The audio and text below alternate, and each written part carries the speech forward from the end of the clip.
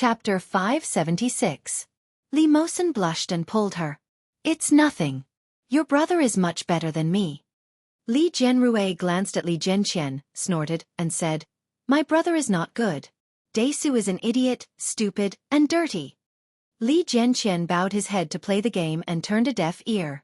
Such an attitude made Li Jianrui angry.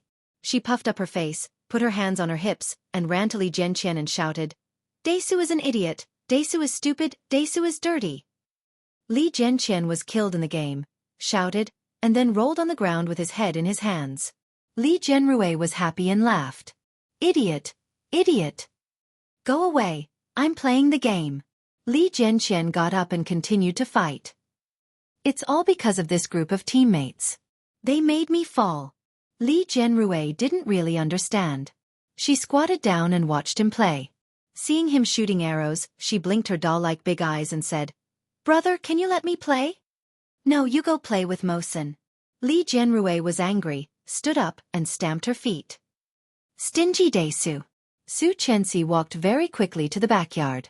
After seeing that the three children were safe and sound, she quietly breathed a sigh of relief. The bodyguards were in several places in the backyard, so there was no need to worry about safety. Li Jianrui saw Su Chenxi coming over, and immediately pouted. Her little face was red, her cheeks puffed up, and her eyes narrowed. Tears suddenly gushed out. She cried and rushed to her mother, shouting, Mom! Su Chenxi saw her like this, squatted down and hugged her, reaching out to wipe her tears. Her heart was broken and she comforted, What's wrong with Ursu? Brother bullied me. Li Jianrui pointed to Li Jianqian, who was obsessed with playing the game, and her little face was angry. He refused to let me play the game. Stingy, I don't want to talk to him anymore. Su Chenxi smiled, walked over with her in her arms, and squatted down to watch Li Jianqian play the game. She just saw the word, victory, appear on it. Li Jianqian cheered and laughed loudly. Mom, look, I won. Su Chenxi recognized it at a glance. This was an online game that had been popular for many years. Luo Zhan used to be so obsessed with it that he was in his 30s and did not even have a girlfriend. This kind of game.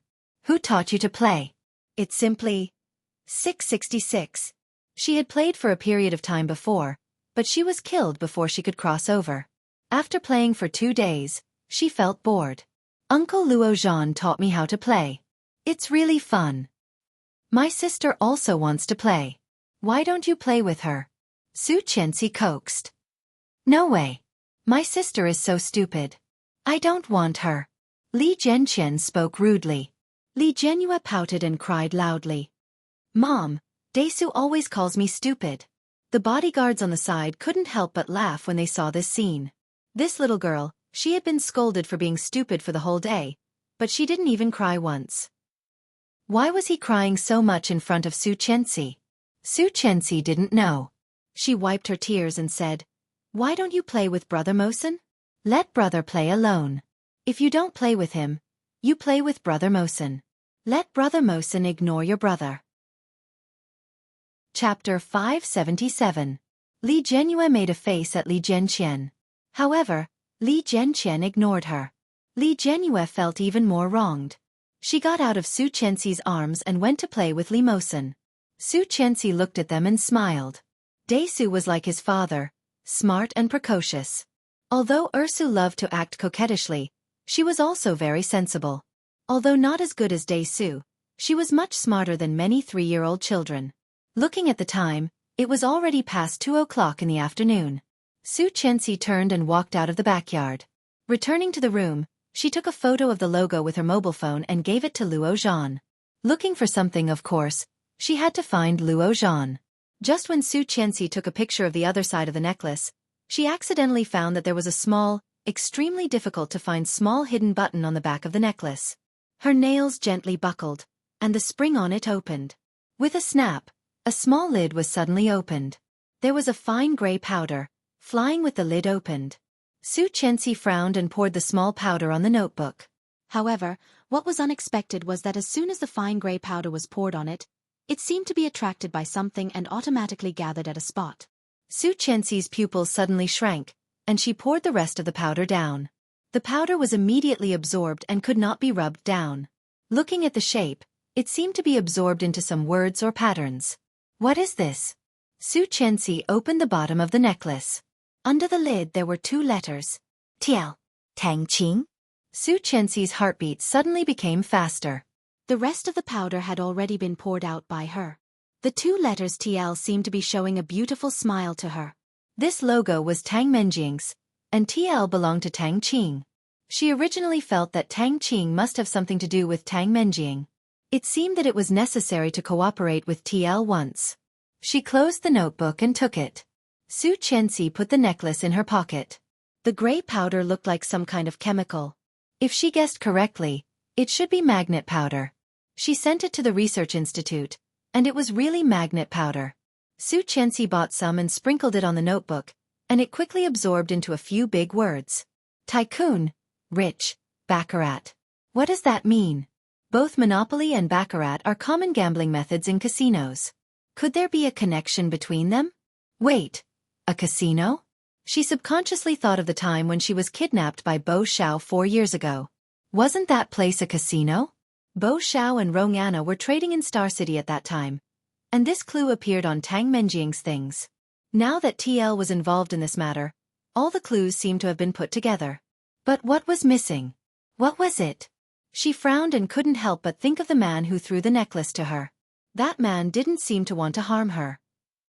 With his skills, it was a piece of cake for him to do anything he wanted. Although he took her money and molested her that night, he didn't do any real harm to her or the child, right? It was as if a pair of extremely pale lips had appeared in front of her, and she couldn't help but think of a word. Pale. Chapter 578. TL had developed rapidly in recent years. Of course, there was a big force behind it, but the most famous thing was their architectural design.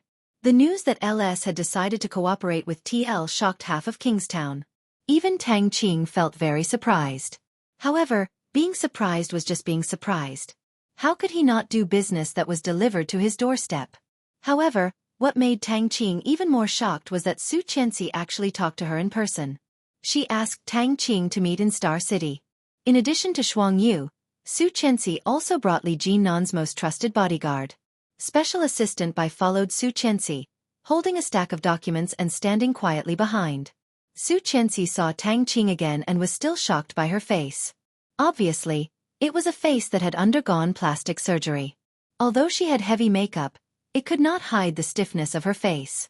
However, after years of training, she had long learned to speak in human language when meeting people and speak in ghost language when meeting people. The discussion with Tang Qing lasted from 2 o'clock in the afternoon to 5 o'clock in the afternoon. The two chatted for a long time, and Su Qianxi suddenly asked, "Do you know how to play baccarat?" Tang Qing seemed a little surprised and nodded. "A little.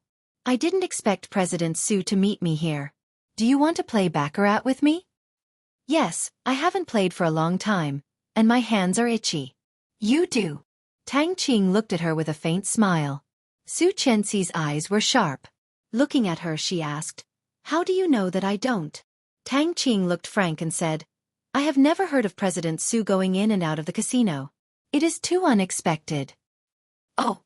Su Qianxi's voice rose slightly, and she said ambiguously, "I thought you knew me before, but I didn't expect it to be me thinking too much."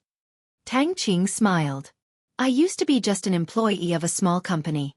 Because the boss's wife was afraid that I would seduce her husband, the boss fired me." Then she looked at Su Qianxi and touched her face. "Don't look at me like this. I used to be very beautiful." Su Qianxi's heart was even more uncontrollable. Her hand under the table on her thigh slightly moved. Was this Tang Qing reminding her of something? Su Qianxi increasingly felt that this woman was Tang Menjing. But where was the evidence? Where was the evidence? Su Qianxi almost asked her directly, "Are you Tang Menjing? Where is my husband? Where did you hide him?" Shuang Yu, who was behind, reached out and put his hand on her shoulder. Su Qianxi's body stiffened and then she calmed down. Looking at Tang Qing, she smiled brightly. "You look beautiful now, but it seems that Miss Tang is not confident enough. The makeup you put on is a bit thick. If you remove some of it, you may look better. I happen to have some knowledge in this area. Why don't I help you fix it?" Tang Qing touched her face and smiled happily. You really know how to talk, but no need. Didn't you say you want to play baccarat? Let's go. Su Qianxi did not insist. She stood up and let Tang Qing walk in front. He secretly made a gesture to Shuangyu. Keep an eye on her. Shuangyu did not respond and kept this matter in mind. Tang Qing was also followed by an assistant and a bodyguard. Comparing the lineup of the two, Su Qianxi seemed to have the upper hand. However, she had an inexplicable sense of crisis.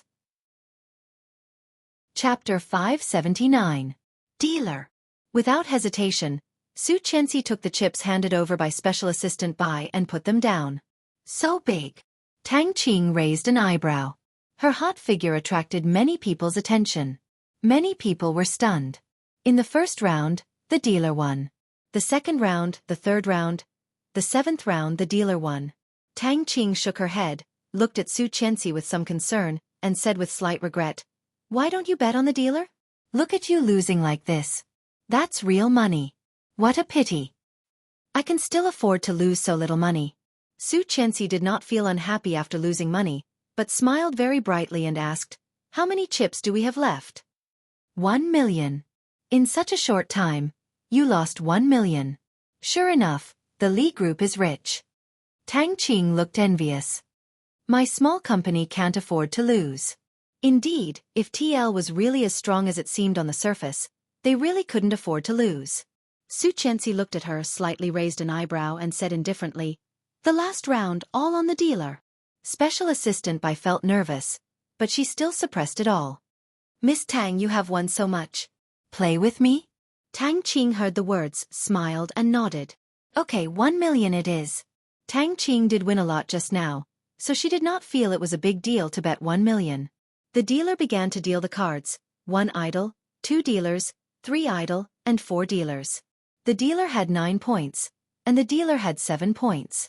Special Assistant Bai was so excited that her cheeks were slightly red. Seeing the high stack of chips, she cheered.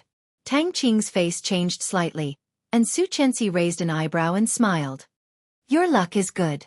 Even if you lost badly at the beginning, you still made a comeback and became the biggest winner. Don't you think so, Miss Tang?" Hearing that, Tang Qing's arms, which had been leisurely crossed, unconsciously tightened slightly. She still maintained a smile on her face, just like before. Su Qianxi saw this small movement, and her eyes narrowed. Tang Qing was unhappy. Tang Qing was pinching her arm. Although she was deliberately restraining it, the habitual movement could not be concealed. When Tang Menjing was unhappy, she liked to pinch her arm. This was a little habit she had since her last lifetime. Coincidence? Su Qianxi guessed, but at this moment, she had no time to think about it. With a bright smile on his face, he said to Assistant Bai briskly, "Assistant Bai, let's get the chips. 10 million is enough for us to treat President Tang to dinner." Then he looked at Tang Qing and said, "Pick a place. What do you want to eat?" "Whatever. Since President Su is the host, why should I choose the place? Let's have seafood then. How about it?" Su Qianxi smiled brightly. "How about a seafood feast? Only this level is worthy of President Tang. Let's go." Su Qianxi reached out and put her hand on Tang Qing's shoulder. Tang Qing was a little frightened and moved away. Seeing Su Qianxi's surprised look, he explained with a smile, "I don't like people touching my shoulder." "I'm sorry." So was Tang Menjing. That was because when she was young, someone had placed a hand on her shoulder, and a caterpillar had fallen off. It was not a big deal, but Tang Menjing was traumatized at that time. Chapter 580. Su Qianxi suddenly understood and nodded. "So that's the case. I'm sorry. When I'm happy, I like to hug people. I'm really sorry." Tang Qing smiled awkwardly, unconsciously pinching her arms with a pair of crossed palms. The lines in her mind that were about to collide suddenly connected. Tang Qing. Tang Menjing. Haha, however, if Tang Qing was Tang Menjing, why did Tang Menjing want to have plastic surgery? Tang Menjing was most satisfied with her face. Coquettish, delicate, and beautiful. Such a face made her the envy of everyone since she was a child. She was as proud as a peacock. But now, he destroyed his own face? Although she had been the daughter of a psychopath, murderer, and economic swindler 4 years ago and was still wanted all over the country, If it was just to hide her identity as Tang Menjing, the sacrifice was too big. With Tang Menjing's character, she would never want to do this. Then there was only one reason. That was, she was disfigured. Therefore, she had to have plastic surgery. Therefore, she had to change her face and create a new identity. However, this was just Su Qianxi's guess.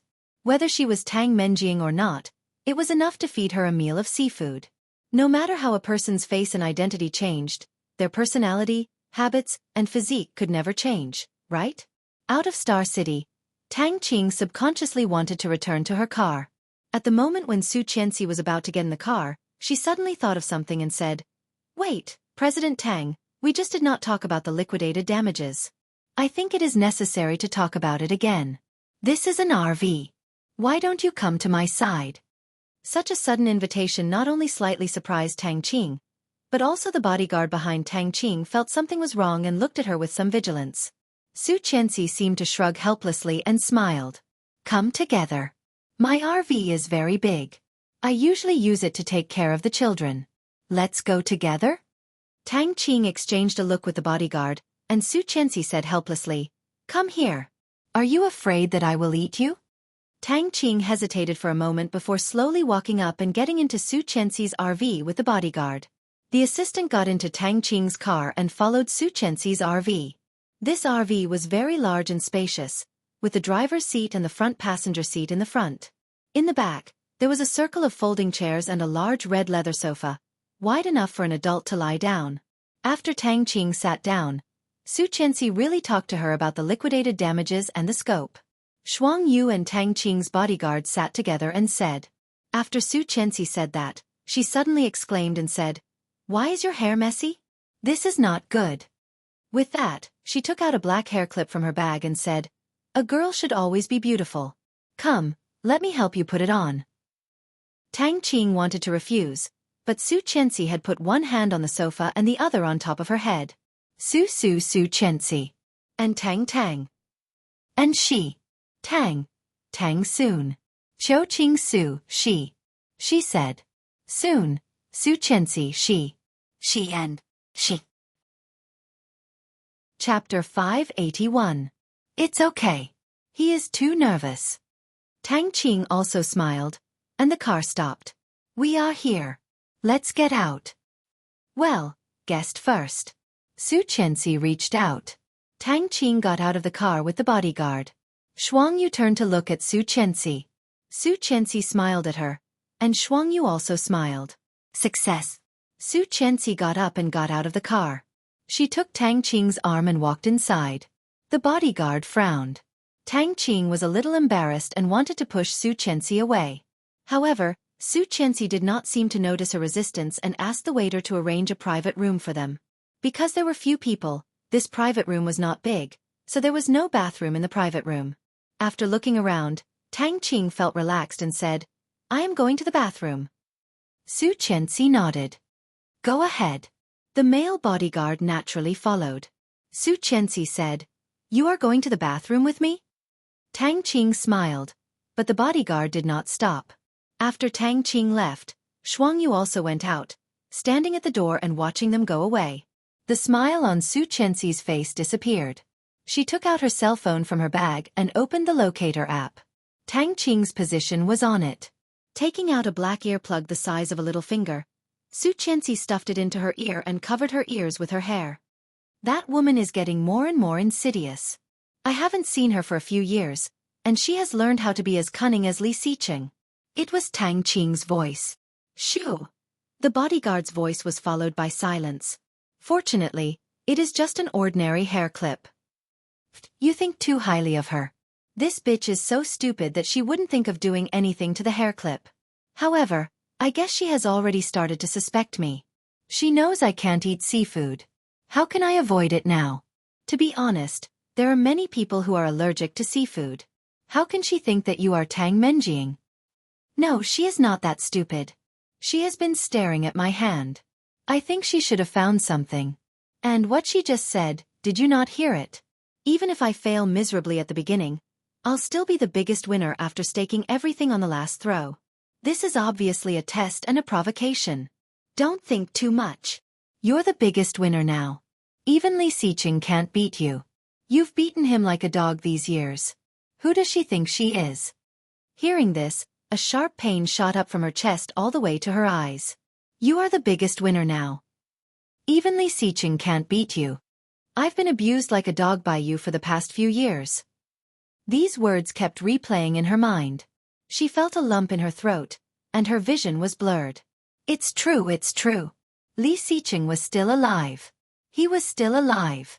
Although she had always believed that he had never died, when she heard the exact news, she still couldn't help but feel shocked. He wasn't dead, but what happened to him? Where was he now? What had Tang Menjing done to him? What was his current state? She knew nothing. Tang Menjing did not realize that all her secrets had been exposed to Su Qianxi. Hearing the bodyguard's words, she laughed proudly. Ha ha ha. You're right. Even Li Xiqing can't beat me. Who does she think she is? Thank you for your consolation, Wax. Chapter 582. This sentence obviously touched Tang Menjing's greatest excitement, and her laughter sounded crazy and sick. Su Qianxi felt a dull pain in her heart. She clenched her fists and gritted her teeth. Tang Menjing. Tang Menjing would never have thought that the hairpin she gave her in the car was just a camouflage, and the real trick was under her black bag. She had secretly stuck a tracking device under it. Let's go back, or she will be more suspicious. If I did not need to use her to confuse those B** cheese, do you think I would be willing to cooperate with her? I am annoyed to see her. Tang Menjing's voice was bitter and disgusted. Soon, Su Qianxi heard the sound of high heels. She was back. Wiping her tears, Su Qianxi pretended to pick up the phone and put it to her ear. Tang Menjing had returned to her original appearance. Seeing Su Qianxi, she smiled. Seeing Su Qianxi on the phone, she did not say anything. Su Qianxi frowned deeper and deeper, as if she had heard extremely bad news. Okay, I see. I will be right there. See you later. Tang Menjing heard Su Qianxi's words and was overjoyed, but she pretended to be regretful and said, President Su, what's the matter? Su Qianxi hung up the phone and nodded. There is something urgent. I am afraid I can't accompany President Tang to dinner, but I come to this restaurant often. You can tell the waiter to take my order later. I am sorry. It's okay. President Su, you are too polite. Tang Menjing keenly noticed that Su Qianxi's eyes were slightly red and asked, But what is the matter? Why are you in such a hurry? You do not seem to be in a good mood. Su Qianxi shook her head, picked up her bag and said, Nothing, just a private matter. In that case I will go first. Okay. Su Qianxi adjusted her watch and walked toward the door. Shuang Yu and the male bodyguard behind her followed and soon left the room together. Tang Menjing and the bodyguard both breathed a sigh of relief and said, It seems that she just wants to invite me to dinner and has not suspected me. I knew it.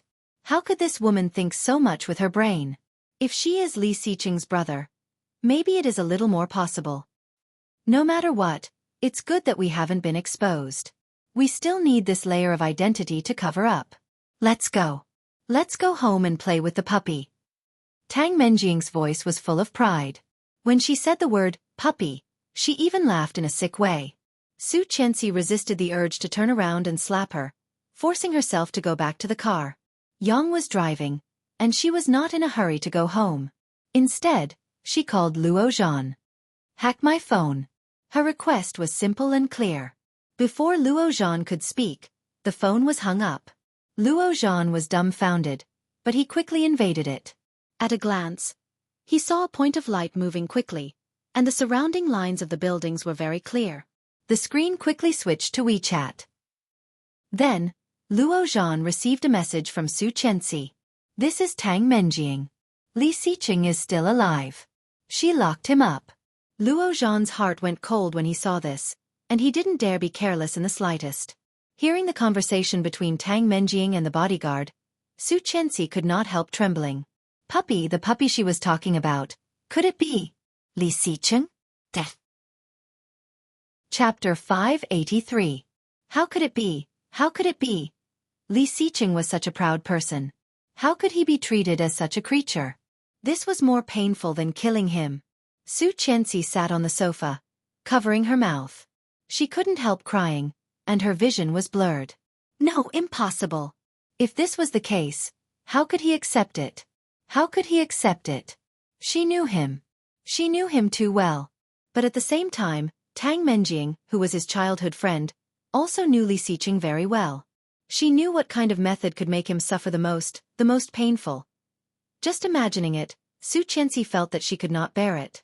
She wanted to see him. She wanted to see him. Tears fell uncontrollably.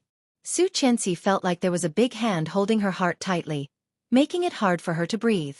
The dark basement was a little damp. Vaguely, there was an indescribable dark atmosphere, seeping into the air in people's hearts. It was very dark, but in the basement where there was no sunlight all year round, it was impossible to tell whether it was day or night.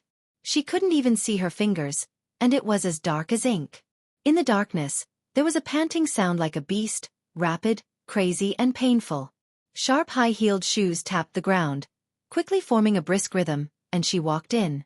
Tang Menjing was humming a tune, obviously in a very good mood.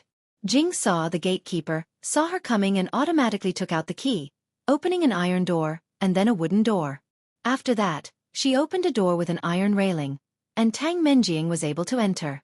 Carrying a bag, Tang Menjing came in and turned on the light that had been turned off for a long time. The basement was separated by a solid iron cage, which was a space of less than 5 square meters. There was a toilet with toiletries in it. There was a simple plug-in electric water heater, a toilet, a mirror, a towel, a cup, a toothbrush, and a shaver. Just outside the toilet, there was a single bed. The bed was very clean and simple. There was only a pillow, a quilt, and a person. Other than that, there was nothing. A man was lying on top of it, curled up into a ball, hugging his knees. His body and head were covered in sweat, and his temples and neck were bulging with blue veins due to the pain. His entire body was red, and his face was pale from the pain. Due to not being exposed to the sun all year round, his originally healthy wheat-colored skin had now become deathly pale. Her skin was so white that it was transparent, so white that it was translucent. One could clearly see the blood vessels beneath her skin. It was beautiful and delicate to the point of being ferocious. Li Xiqing hugged himself, gasping heavily and twitching. Seeing her coming in, he stretched his hand out of the iron cage and shouted incoherently, "Give me Tang! Tisk tisk!" Tang Menjing took his hand and pulled him to her chest. "Here. If you want it, I can give you anything. Do you want it? Tell me yes or no." Tang Menjing looked at Tang Menjing. Li Xiqing's hand twitched, but when it touched her soft palm, he still pulled it back. "Give me medicine." "What did you say?" "I didn't hear you." "Louder."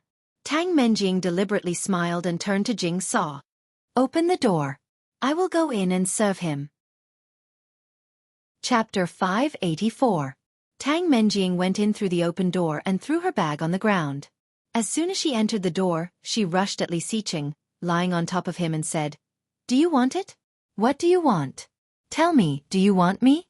Ha! Go away." The veins on Li Xiqing's face bulged. He roared and pushed her hard with both hands. Immediately, he kicked her chest and sent her into the corner. Tang Menjing screamed and soon fell to the ground.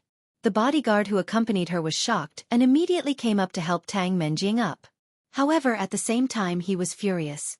He went up and lifted Li Xiqing's tall body, threw him out, and stomped on his stomach. Li Xiqing was spasming, holding the bodyguard's leg, unable to resist. The bodyguard squatted down and punched Li Xiqing's pale face, cursing, "Damn it, a drug addict is still so arrogant. I will let you be arrogant." Li Xiqing screamed, blood flowing from the corner of his mouth. He could only hold the bodyguard's hand and could do nothing else. "Stop!" Tang Menjing exclaimed. "If you kill him, who will do the work?" The bodyguard immediately stopped, lifted Li Xiqing up, and threw him to the corner. Li Xiqing fell to the ground and moaned. Su Qianxi heard the voice coming from the other side and burst into tears. Those voices were like sharp arrows, mercilessly piercing her heart, again and again, endlessly. "Enough! Stop, stop!" Su Qianxi shrank in the corner of the bed, holding the quilt. "How could this happen? Don't do this. Call the police, yes, call the police." She now knew where Tang Menjing was. She could call the police to arrest her. She could catch her. Su Chenxi hurriedly found her cell phone. Holding the phone, she realized that her hands were shaking so badly that she could not control them at all. Fear, desperation, and anger. All the emotions were intertwined. At this moment, Su Chenxi suddenly felt at a loss. If she called the police, would Li Xiqing also go to jail for taking drugs?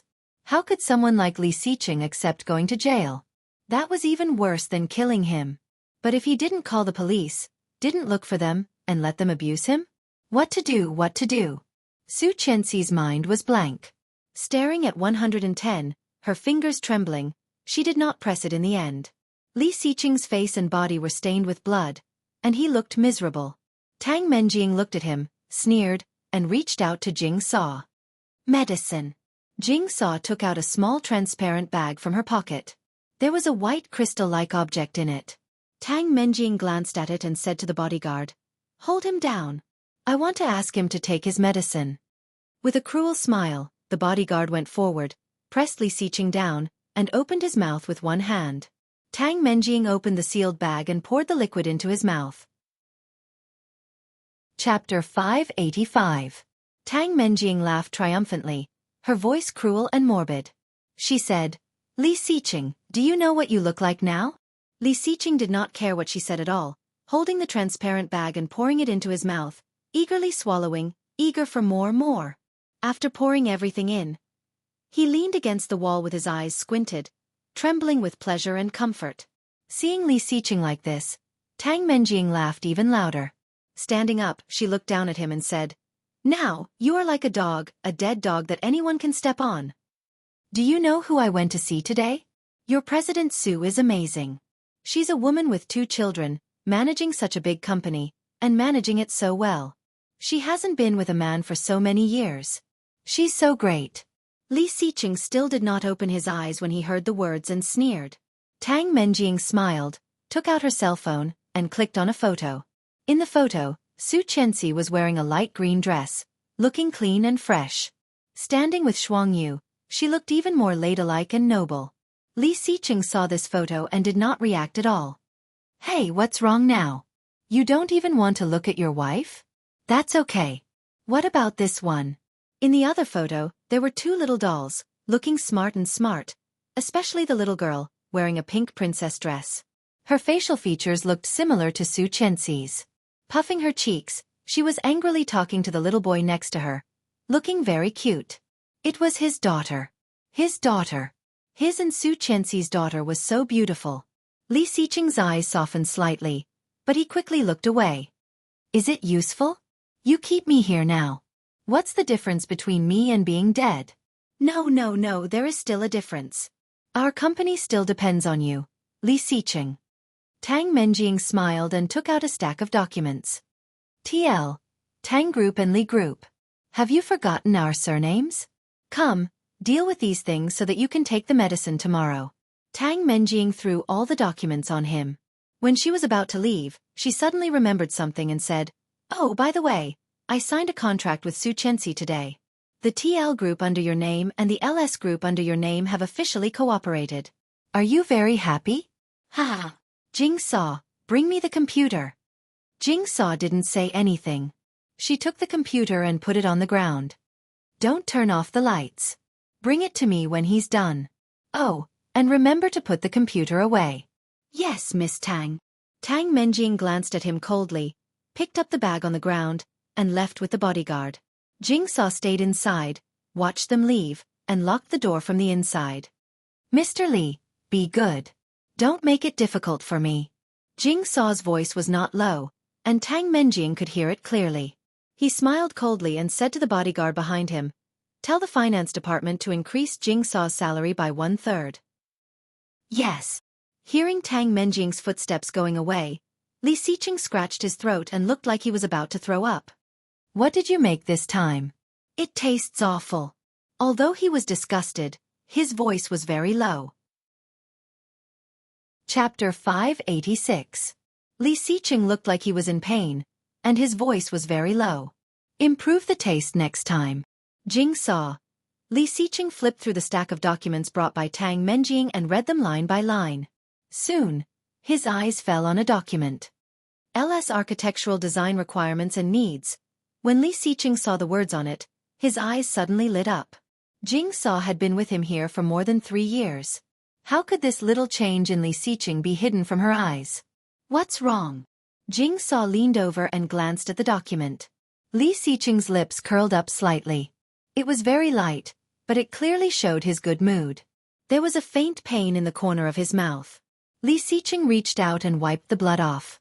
His eyes became cold, glanced at Jing Saw and said in a deep voice, "Do you want to go back to the police station?"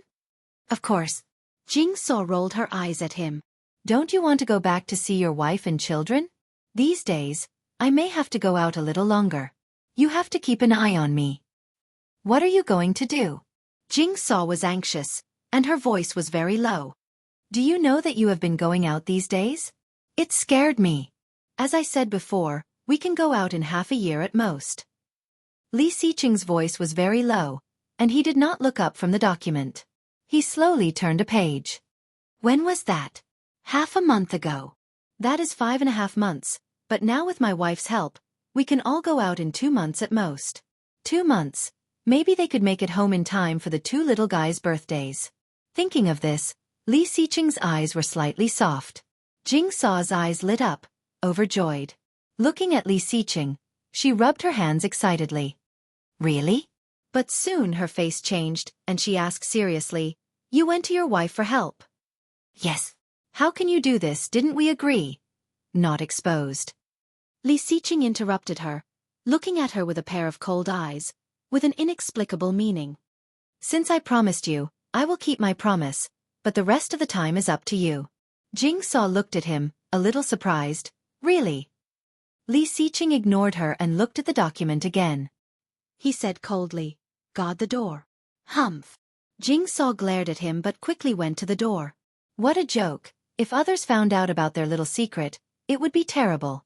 Li Xiqing turned on the computer and quickly typed on the keyboard. A black screen quickly popped up, and blue, white, and red codes appeared on the screen. Setting the location in Canada, Li Xiqing clicked on a small temporary station. She became more and more panicked, unable to make up her mind.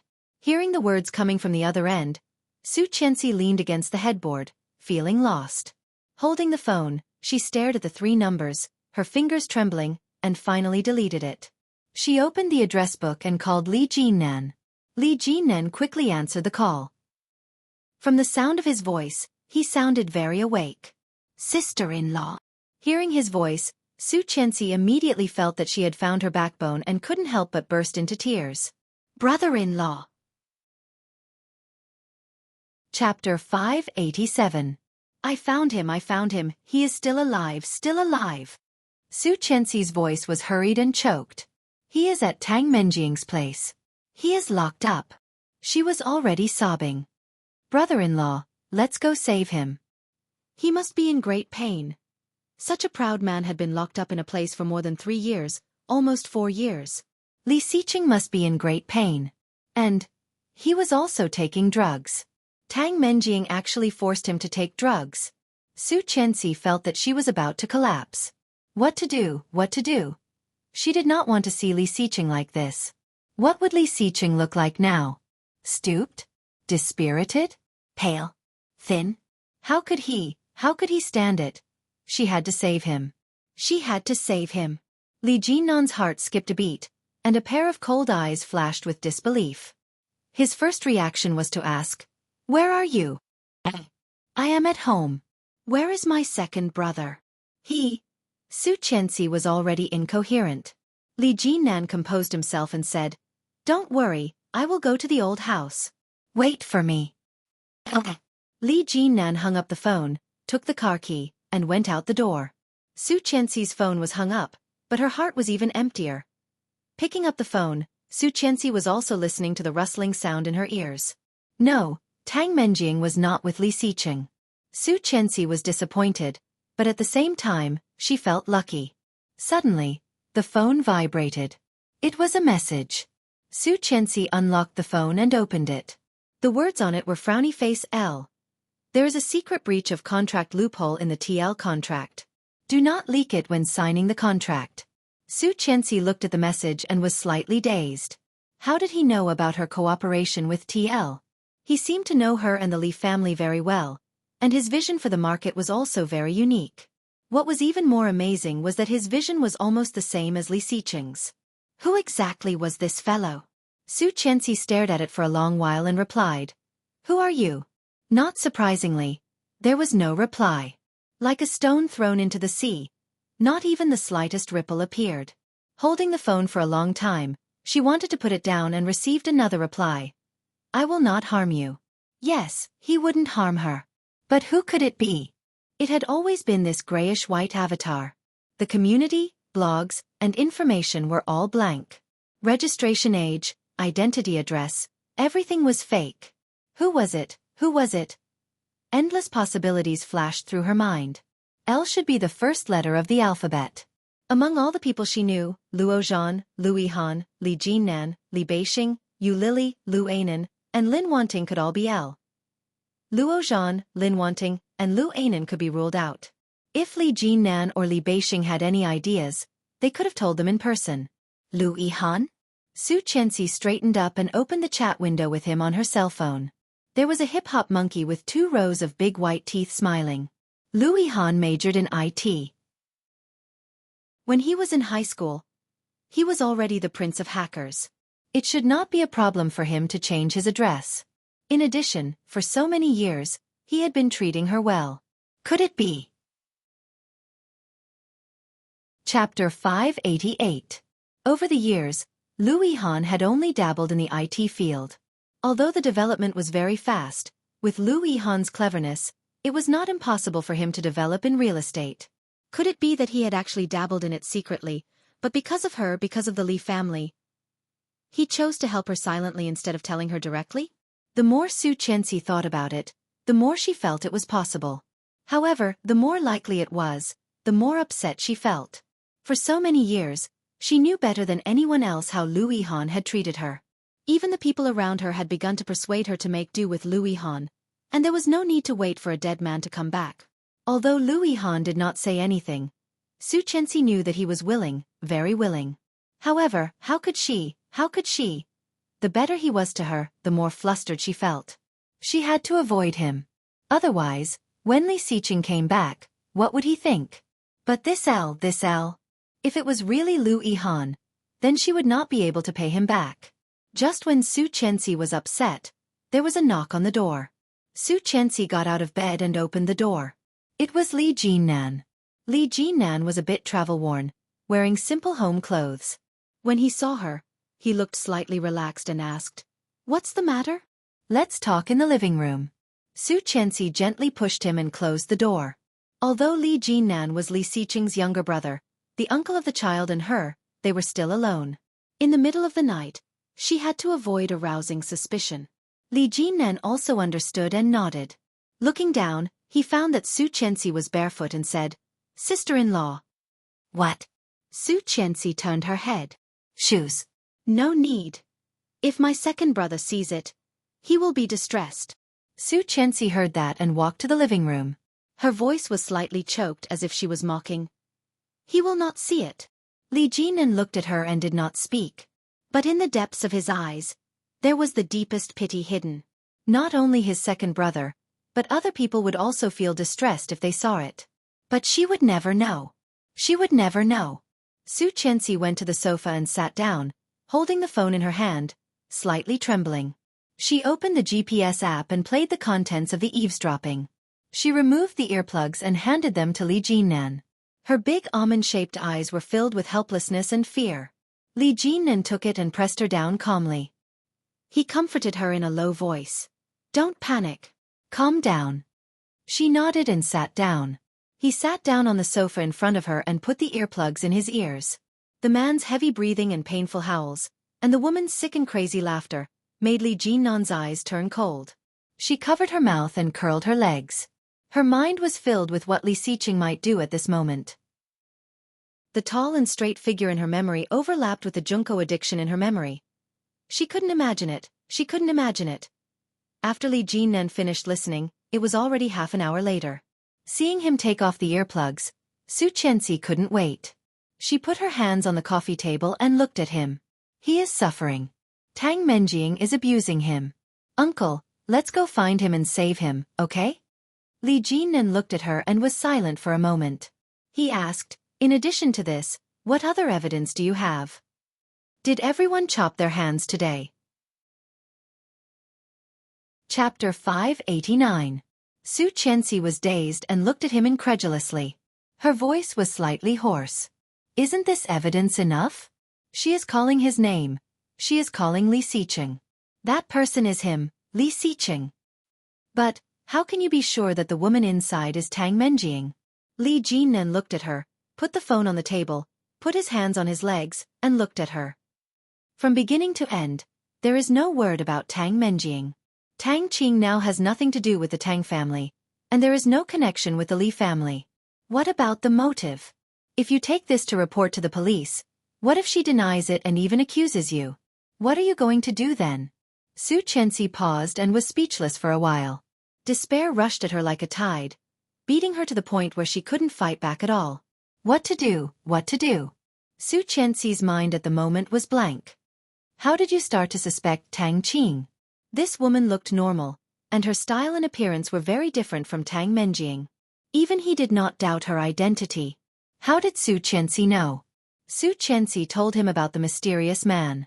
Naturally, she automatically skipped the part where she was taken advantage of. As she spoke, she suddenly remembered Elle's words. Taking the phone, Su Qianxi opened the social media app and said, "You see, someone is helping us. This person has been helping us. If we have something on TL when we sign the contract, can we plan something else and rescue him?" Who is this? Li Jinnan took the phone and looked up. The enthusiastic netizen you mentioned before, is this Elle? Su Qianxi nodded quickly. It is this person. He has been helping me and has always been for the good of the Li family. Although I do not know him, he will never harm us. How do you know? I have been talking to him for 4 years. Hearing Su Qianxi's words, Li Jinnan felt a bit absurd. He curled his lips coldly and said without looking up, "What if the trap he set for 4 years is to lure you into it?" Impossible. Su Qianxi denied this possibility without thinking.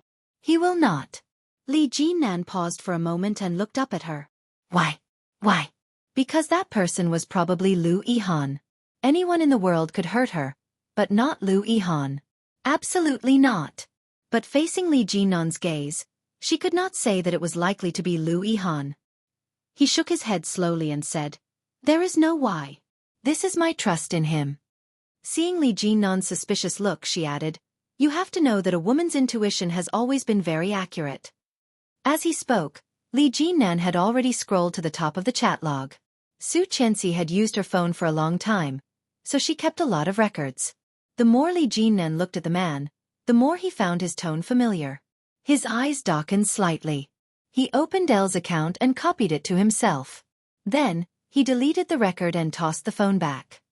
Let's wait and see. I'll sign the contract with TL. Chapter 590. Then, Su Qianxi seemed to think of something and stared at him. Her eyes were wet and she said in a trembling voice, "Do you think I am lying to you, uncle?" Sister-in-law, calm down.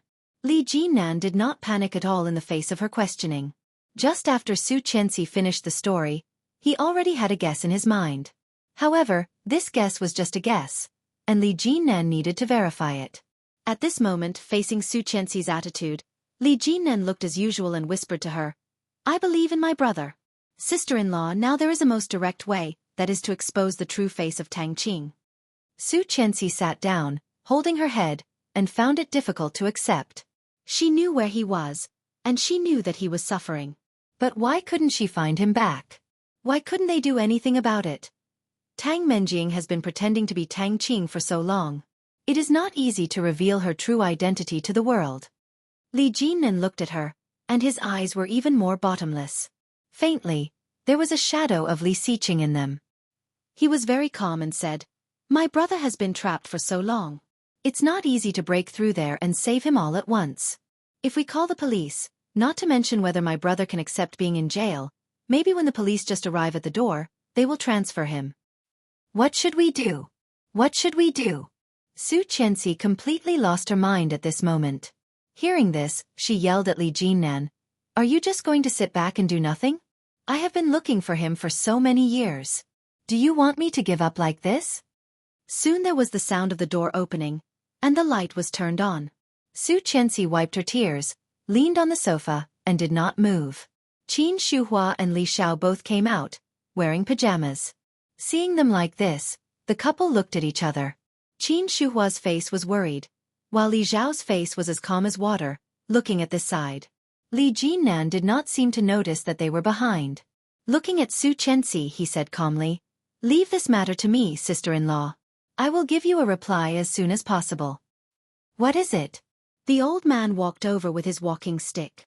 "It's the middle of the night and your uncle and sister-in-law are actually quarreling?" "No." Su Qianxi sniffed and said in a nasal voice. She walked toward Grandpa and held his arm. "We didn't fight. Grandpa, let me help you back." The old man didn't go back.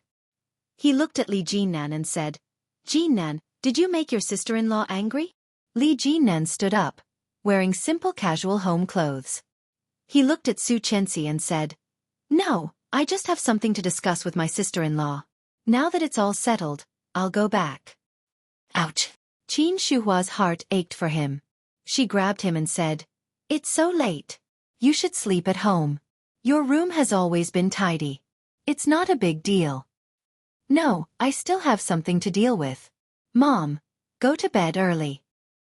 Li Jinnan patted Qin Shuhua's hand comfortingly. He glanced at Su Qianxi before turning and walking out the door. Chapter 591. Su Qianxi choked and shook her head. It was better not to tell the elders about things that she was not sure about. If they could not save Li Xiqing, they would have to worry about him with them. Seeing her eyes swollen from crying, Qin Shuhua did not say anything. She told Su Qianxi to go to bed early and went into the room with Li Xiao. When Li Jinnan returned home, he took out the computer, logged into his social media account, and searched for Elle's account. Li Xiqing? Li Jinnan's fingers moved quickly and sent a short message. Li Xiqing was processing the documents and saw the code on the computer. He clicked it and a message popped up. Frowny face. Li 3. Since you can send a message, why don't you come back? Li Xiqing looked at the nickname, Li 3, Li San. It was really Li San's style. Li Xiqing's cold eyes were deeper. Looking at Li Jinnan's questioning words, he pursed his lips, put his fingers on the keyboard, and typed a line of words. "It's not time yet." However, after thinking about it, Li Xiqing still deleted that line of words and replied, "I'm fine. Don't worry about me." The sound of high heels came from outside. Li Xiqing's eyes narrowed, and he typed, "Dell." The temporary desktop suddenly collapsed. On the computer desktop, there was only one unfinished document left. Tang Menjing walked in and saw Li Xiqing typing the document. She chuckled proudly. "Not bad, Jing Saw. Make sure he takes his medicine on time tomorrow." "Yes, Miss Tang." Li Xiqing looked at her back, and his eyes became colder. Soon. When Li Jinnan saw those words, he immediately replied, "Where are you?" No response. Li Jinnan looked at the computer screen and was silent for a long time. He took a cigarette pack on the table, took out a cigarette, and slowly lit it. Lying on the sofa, he narrowed his eyes and fell into contemplation. The signing with TL was scheduled for Friday afternoon. It was Li Jinnan. Su Qianxi could not calm down in the office. She couldn't wait to know the extent of the confrontation between him and Tang Menjing. Just when she was feeling anxious, she received a call from home. Seeing the word "old house," Su Qianxi adjusted her mood and picked it up. "Hello, Mom." Hearing the sweet voice, Su Qianxi's anxious heart was immediately soothed. She unconsciously smiled and responded, "Mom, Great-Grandpa said that tomorrow is Saturday." Li Genue's voice was very soft, very sweet and tender, making Su Qianxi's heart melt. Sitting on the chair, she stretched and asked softly, "What's wrong with Saturday?" Li Genue looked at the old man in front of her, who had a look of anticipation on his face. She said the lines that the old man had prepared for her. "Ursu wants to go to the amusement park. Daesu and Brother Mosin want to go too. Mommy will take us to the amusement park to play tomorrow, okay?" "Tomorrow."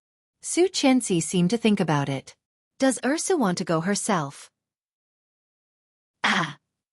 Li Jianyue hesitated for a moment and looked at the old man who was instructing her. The old man was so anxious that he mouthed, "Yes, you're right." Li Jianyue looked distressed. She nodded and said, "I want to go myself, but. The little girl's words made the old man anxious.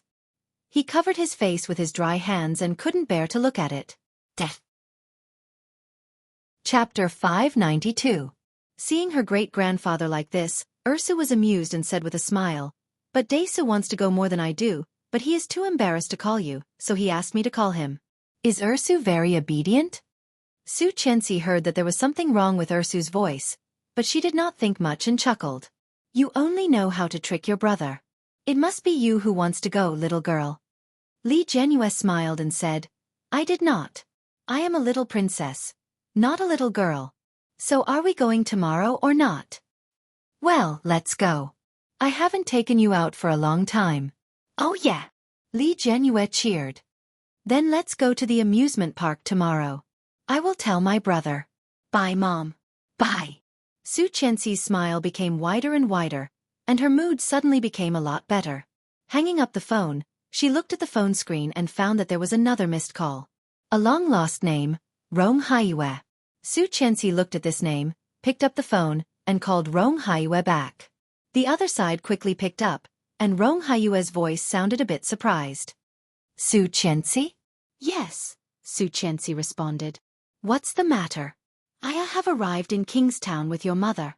Can I go to your house and see the two little guys?"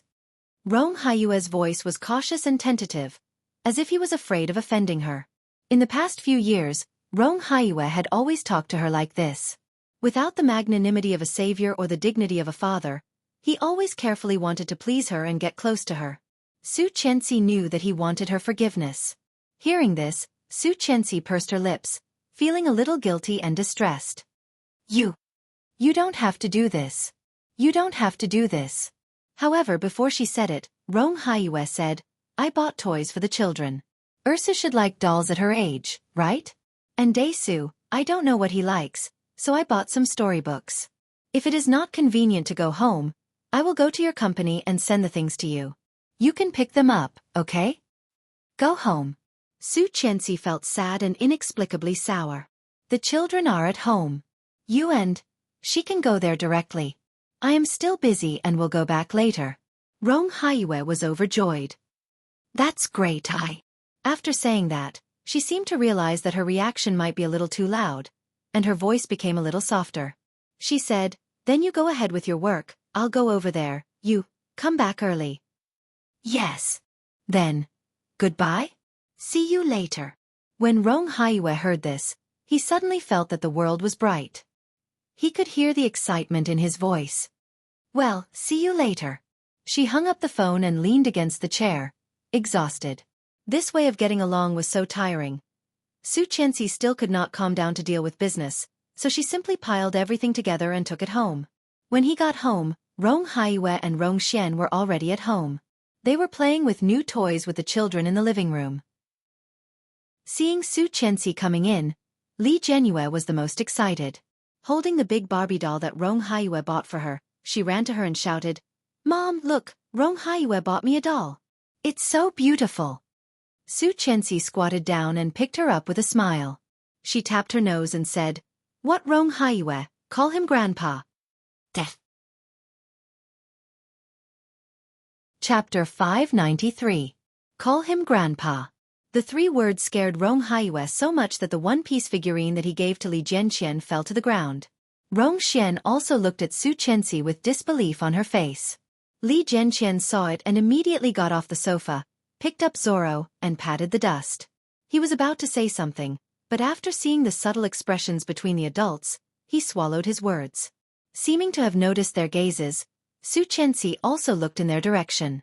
There were traces of fire scars on Rong Haiyue's face and body. Because it was summer, Rong Haiyue wore a simple short-sleeved striped t-shirt, revealing the faint scars on his neck, hands, and face. Not much, and because of maintenance, it had faded a lot. However, Su Chenxi knew that it was the most accurate evidence that Rong Haiyue almost lost his life for them. Seeing their eyes, Su Chenxi smiled at them and blushed slightly. Li Jianrue, who was more than 3 years old, did not notice the subtle atmosphere between the adults. Tilting her head, she said, "Grandpa? But Grandpa Song is also a grandpa. Only Mom's father is called Grandpa. I already have a grandpa, so who should I call Grandpa in the future? Grandpa Song is also a grandpa, and Grandpa Rong is also a grandpa." Su Qianxi put her forehead on Li Jianrui's forehead, gently rubbed, and whispered, "In the future, he is a grandpa, and Rong Xian is a grandma. Come, call them." Li Jianrui held the doll in her hand and turned to look at Rong Xian and Rong Haiyue. She said in a sweet voice, "Grandpa, Grandma." When Rong Haiyue heard it, he suddenly laughed, and his eyes were filled with warmth, but he quickly restrained himself. He bowed his head slightly and nodded. "Good girl." Little Li Jianqian was facing Rong Haiyue. Seeing that his eyes were obviously wet, he opened his eyes and looked at him. This feeling was a bit strange. He thought that Rong Haiyue was a tough guy. He heard that he was a very powerful soldier, just like Grandpa. However, he had only seen the scene of Grandpa majestic and domineering, and had never seen Grandpa cry. Shouldn't Rong Haiyue be the same as Grandpa? Even because of the scars on Rong Haiyue's body, Li Jianqian felt that Rong Haiyue was more ruthless than Li Xiao. But now, Grandpa, Li Jianqian blinked and looked at Rong Haiyue. "Are there any other models?" Rong Haiyue nodded and reached out to pick him up. His voice was obviously tinged with some relief and joy. He replied, "Yes." Li Jianqian never liked to be hugged, but it was obvious that he was happy. Forget it, for the sake of the figurine. He had to endure the humiliation. Su Qianxi. Rong Xian was not as tolerant as Rong Haiyue. Her tears fell, but there was a big smile on her face. Li Jianyue's eyes were full of surprise. "Hey, Grandma is crying." "Why?" Rong Xian wiped her tears and shook her head. "I'm happy. I didn't cry. Come, let me hug you." She stood up and reached out to Li Jianyue. Li Jianyue grabbed the doll and stuck her body to Rong Xian. She said, "Grandma, the doll hasn't worn panties yet. I have to let her wear panties. Can you find me panties?" "Okay, come on, Ursu. Look inside and see which one looks like a pair of underpants." Li Mosen stood at the edge of the corridor in the living room and watched from afar. His eyes were full of envy. Chapter 594. He also wanted to have a mother, grandparents, little uncles and big uncles who loved him so dearly. However, he was not expected by the world since he was born.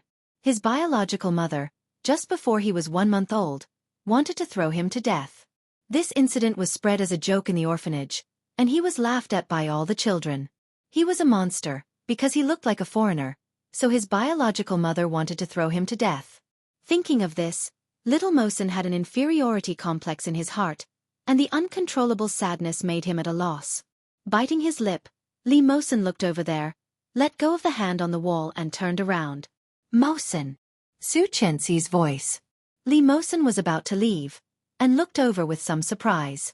Su Qianxi's delicate face showed a gentle smile, and she was waving at him. Li Mosen ran over excitedly and shouted, "Auntie! Why did you come out so late?" Rong Xian rebuked and took another gift box from the side. "This is for you. Open it and see if you like it."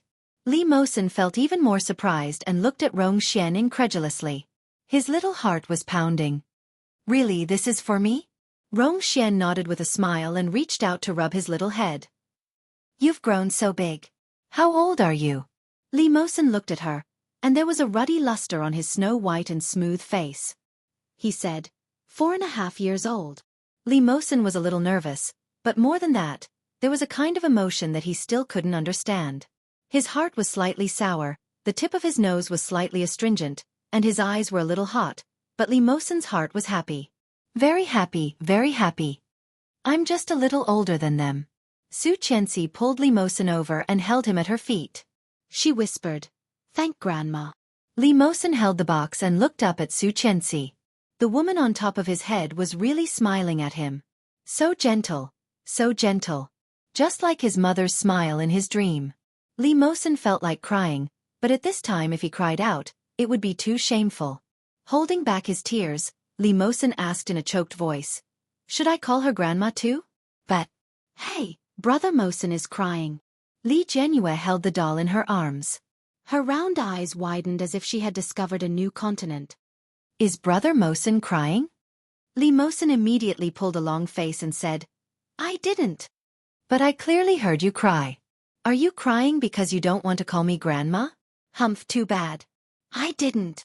Li Mosen deliberately put on a straight face, but soon, a pair of blue eyes grew, looked at Rongxian, and said, Thank you, grandma. Be good. Rongxian stroked his dark brown curly hair and pinched his face. You're so good-looking, just like a doll. Grandma, I'm pretty.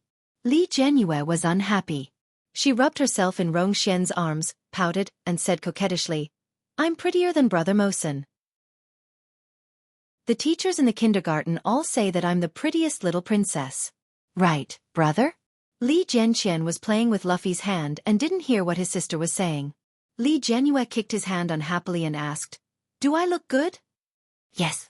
Li Jianqian didn't look up and said directly, Ursu is the prettiest. Death. Chapter 595. Perfunctory. Obviously perfunctory. The adults all laughed when they heard it, but Li Jianyue still didn't understand what was wrong. Seeing the adults laughing, she was a little proud. Brother Mosen, am I the most beautiful? Yes, Ursu is the most beautiful.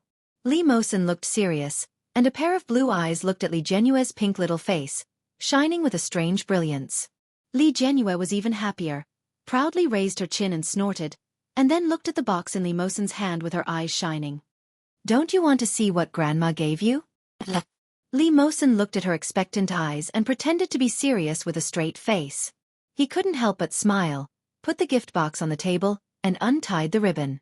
Li Jianyue stretched her neck and looked over, and saw the dark metal luster at a glance. She blinked and asked, What is this? Li Mosen took out the things inside and found that they were small parts, and there was a big picture of a car in the middle. Assembly car? Li Mosen's eyes lit up, and he couldn't wait to open the packaging. A pile of small dark metal fell down, and Li Mosen held it in his hand, a little excited. It's really an assembly car. So beautiful. Li Jianyue held the doll and said with some disdain, What's beautiful about it? It's dark. But when Li Jianqian heard the words assembly car, his eyes immediately raised from the doll and looked over. His eyes lit up, and he immediately got down from Rong Haiyue's leg and ran up. Wow, it's really an assembly car. Li Jianqian rubbed his hands.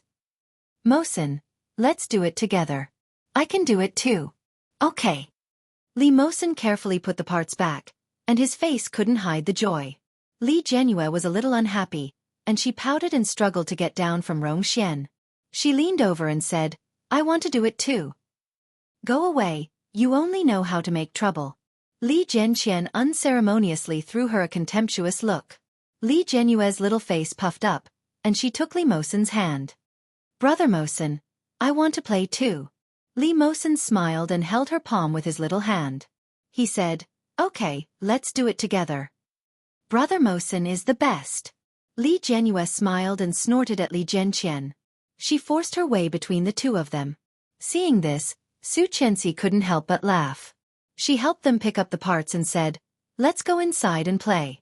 Su, take Mosen and his sister in. Okay. Li Jianqian was a little excited, but he did not forget to put on the figurine behind him. Just like that, Li Mosen held the gift box in one hand and Li Jianyue in the other. The little princess was also holding a doll in her arms.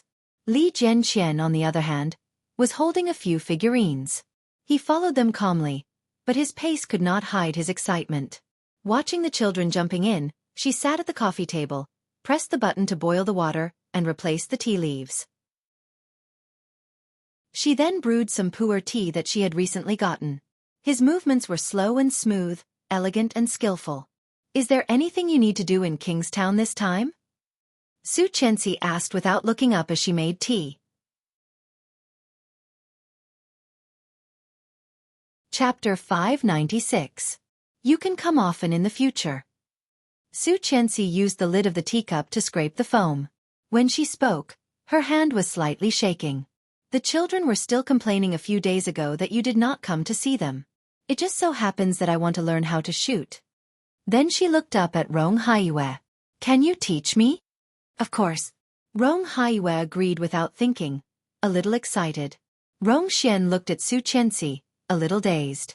After 4 years, her daughter had undoubtedly grown a lot. Her cheeks, which used to be soft and round, had now lost some of their childishness, replaced by a bit of maturity and competence.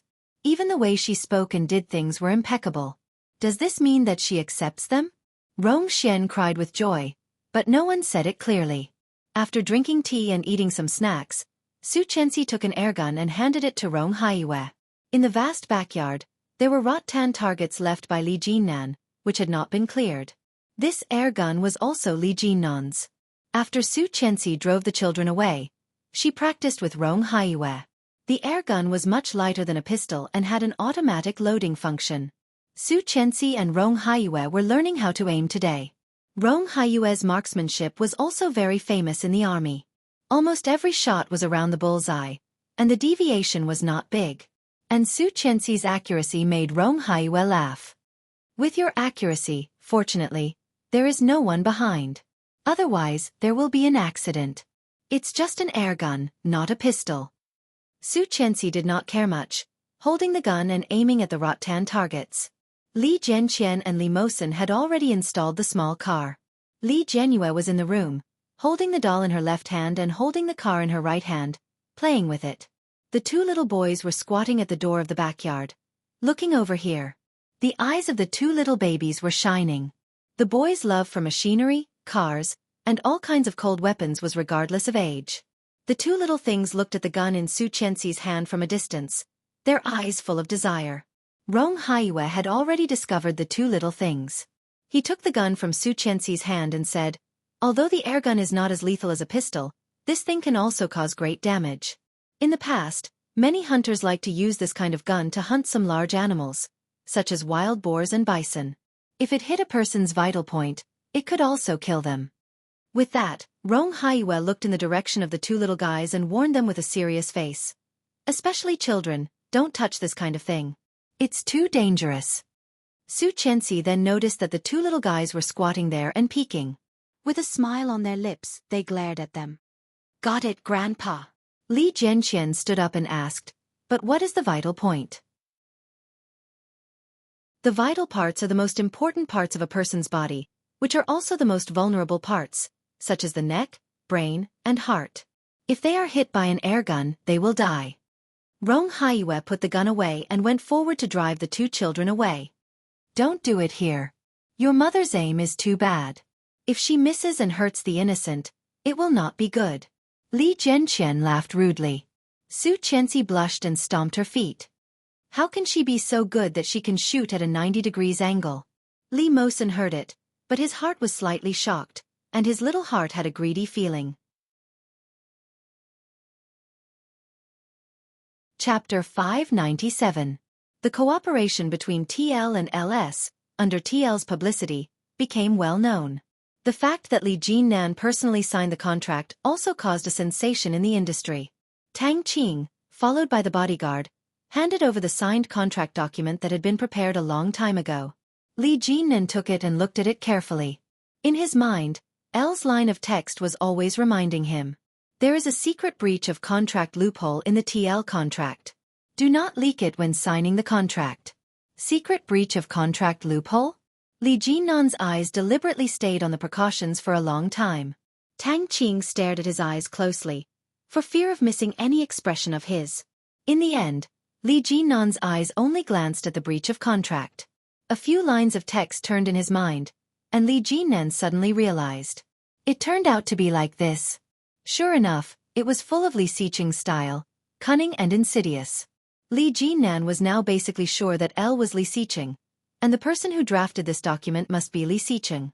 Although his heart was in turmoil, Li Jinnan's face was still calm. In the entire document, only the breach of contract stayed the shortest. Li Jinnan took out his marker pen, quickly signed, stamped it with the seal of the Li Group, and exchanged it with Tang Qing. Tang Qing also handed over the signed document. After exchanging, the 2 companies officially announced that they had reached a cooperation. Li Jinnan and Tang Qing finally shook hands gently and nodded at each other. Just as the 2 were about to walk away, Li Jinnan's phone rang. Tang Qing's eyes were always on him. She saw Li Jinnan's face change slightly. In an instant, there was an indescribable joy on his face. He couldn't believe it and said, "You found Tang Menjing?" Tang Qing heard the words and suddenly retracted her hand. The bodyguard behind her was also shocked. He turned sideways vigilantly and walked in front of Tang Qing. However, Li Jinnan did not look at Tang Qing at all. He said with a sullen face, "Be sure to find her. Whether she is in Yunnan or in Myanmar, you must catch her." Yunnan? Myanmar? Tang Qing and the bodyguard exchanged a look, and the two suddenly felt relieved. It seemed that they had mistaken her for someone else. Li Jinnan gave a few more reminders before hanging up. Turning his head, he apologized to Tang Qing. "Sorry, I still have something to do. I have to go." "Yes, President Li, please." Li Jinnan took a step forward and quickly walked out. Tang Menjing sneered and walked out slowly with her cat-like steps. Back home, Tang Menjing immediately went to the basement. When Jingsaw saw her coming, she took the initiative to open the door. Layer after layer, it was comparable to an iron wall. Moreover, in front of the only exit, there were 4 surveillance cameras installed. There were no blind spots at all. 4 bodyguards were guarding at the same time. Even if the person inside had 3 heads and 6 arms, it would be difficult for him to escape. In addition to Tang Menjing, the only one that could be mobilized here was the servant who had been with the Tang family for 5 or 6 years, Jingsaw. Tang Menjing was very satisfied with Jingsaw's understanding. She nodded and said very sympathetically, "Jingsaw, you haven't had a vacation for a long time, right? Is there a place you want to go?" Chapter 598. Tang Menjing laughed happily, nodded, and was very satisfied. "Sure enough, you have the same fun as me. I also like to train the dead dog inside. Unfortunately, I won't be able to train him for the next few days." Jingsaw was a little surprised and asked, "Miss, are you going on a business trip again?" "Yes, I have to go. I will go to Guangxi tomorrow morning for about 3 days. You have to keep an eye on him these days. Don't let him escape like last time." Jingsaw smiled coldly, and there was a fierce look on her face. She said, "That depends on him. If he doesn't come back, he can only be caught in the drug rehabilitation center. Let's see who will suffer." Tang Menjing simply loved Jingsaw's expression. She smiled proudly and walked in. Jingsaw followed her and said, "He just took the medicine, and now he is so comfortable that he fell asleep. He has been roaring and jumping just now. It's so annoying." Turning on the light, a figure lying inside seemed to sense this side. He turned his back impatiently, covered his face with a pillow, and continued to sleep. "Didn't I ask you to give him medicine on time?" Tang Menjing seemed to be a little unhappy, and her voice was a little low. Jingsaw heard this and looked a little embarrassed.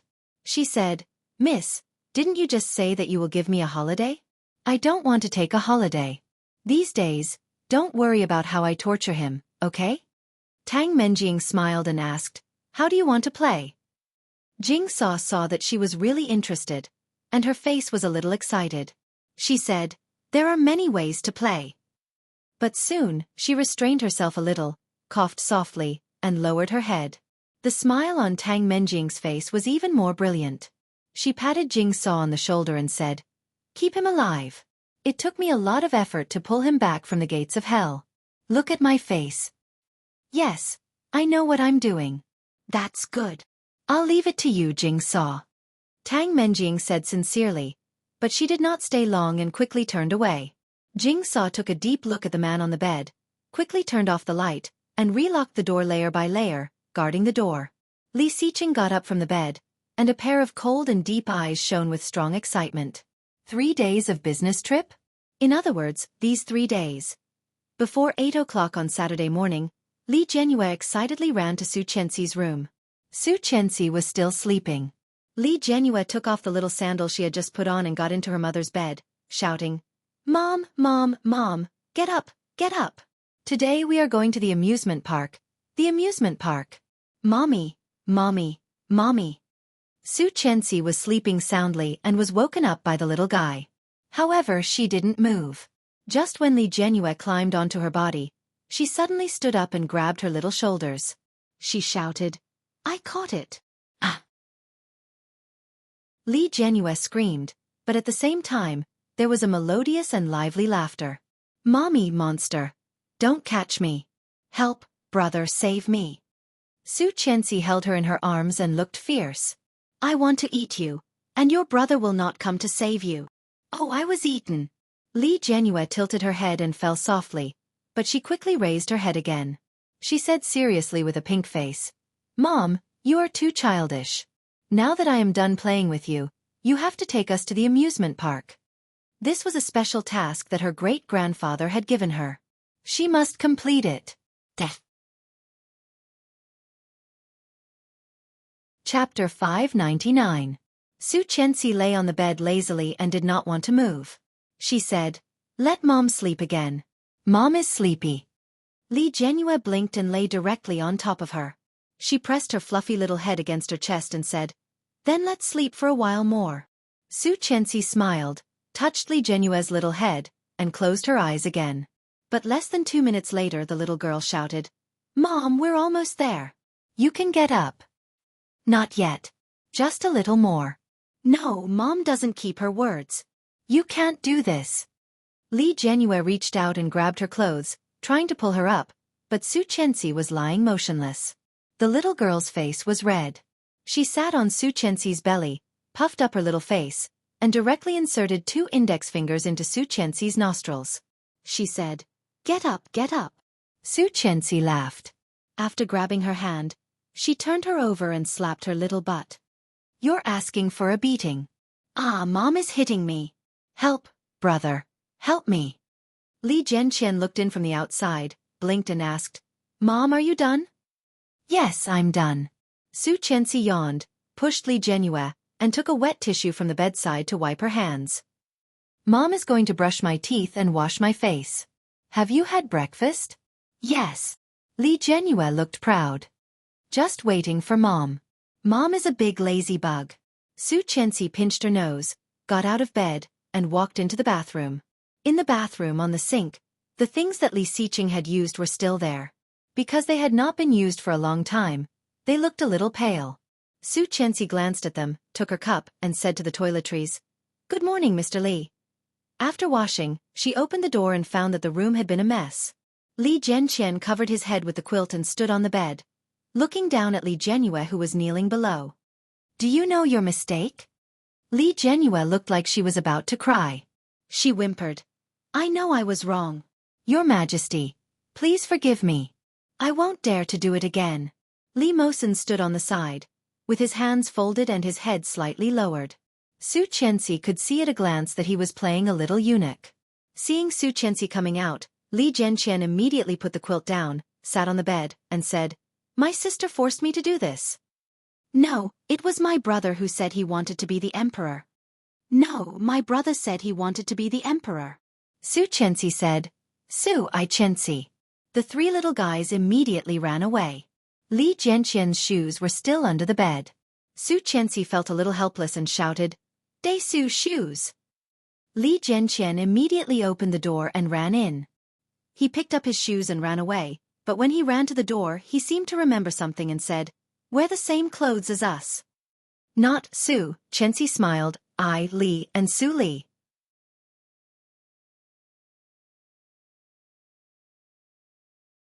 Chapter 600.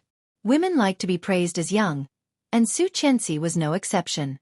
Smiling and drinking the porridge, she said, "Thank you, Lu Sa." The old man was reading the newspaper with his presbyopic glasses. He was also very satisfied with Su Qianxi's outfit. He smiled and said, "Go to the amusement park today. Take care of the children. You look like a child. Don't be cheated." "Of course not."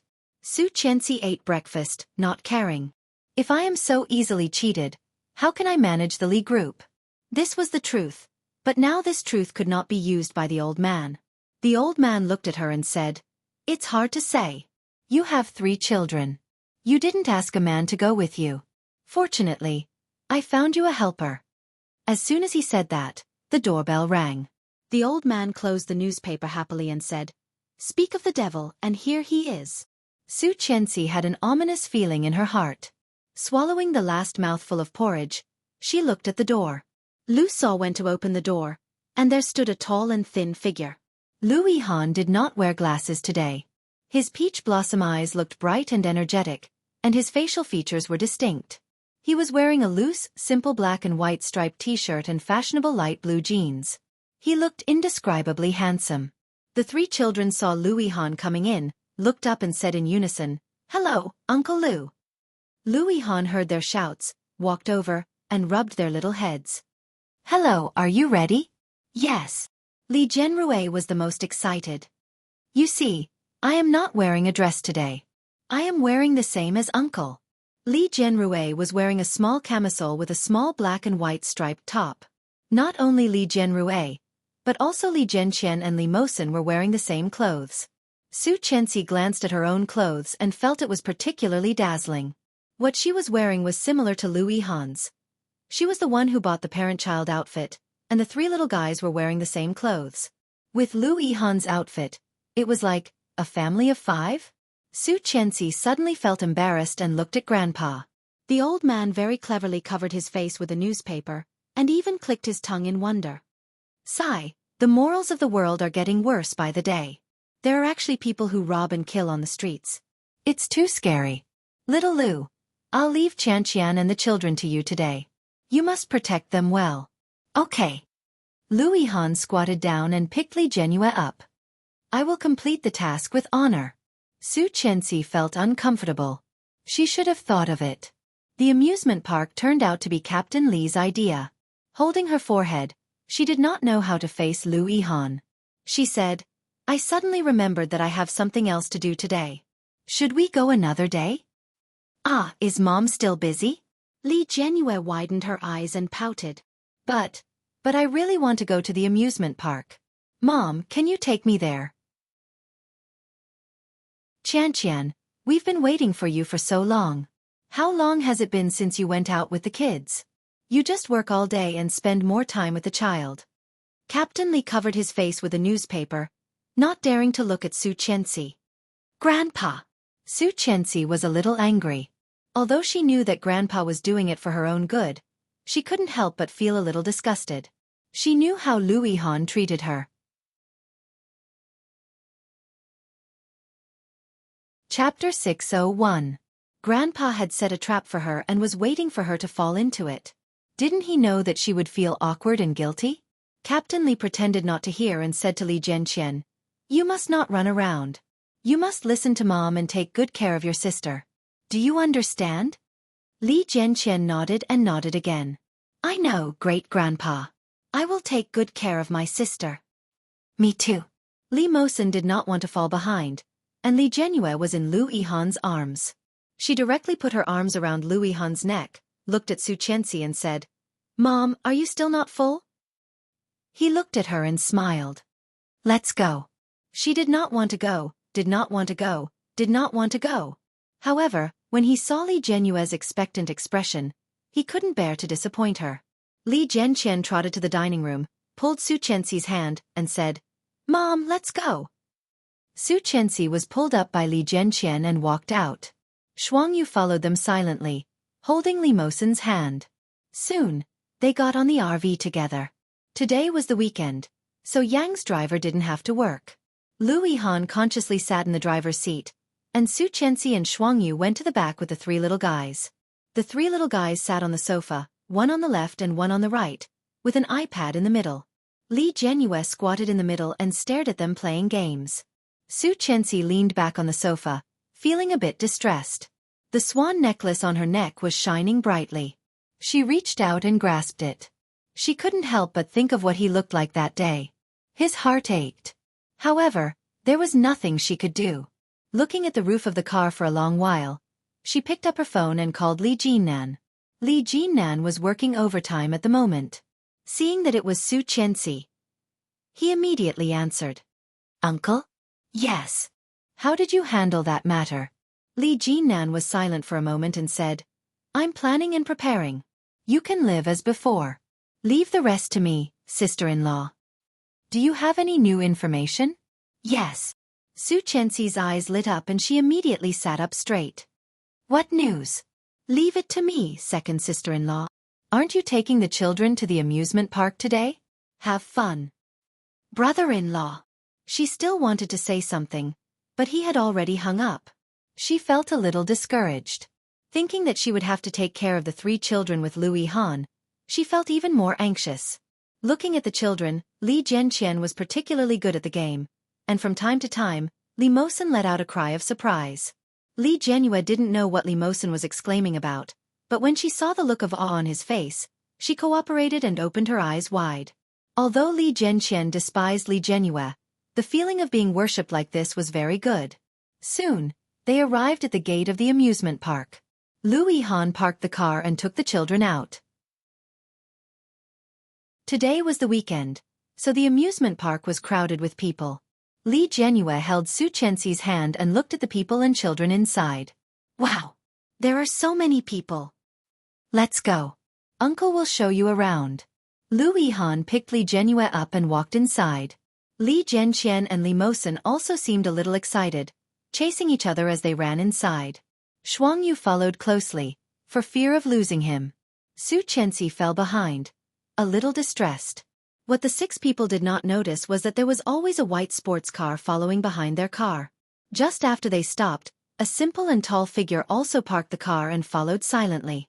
He was still wearing a dark gray short-sleeved t-shirt, which outlined all the lines of his body, a pair of simple washed jeans, and a pair of simple and refreshing canvas shoes. He wore a big cap on his head and big sunglasses on his face. His flaxen hair covered his ears, revealing only a sapphire cross earring. He came and did not disturb anyone. However, after seeing the clothes they were wearing, his eyes under the sunglasses were colder and deeper. Death.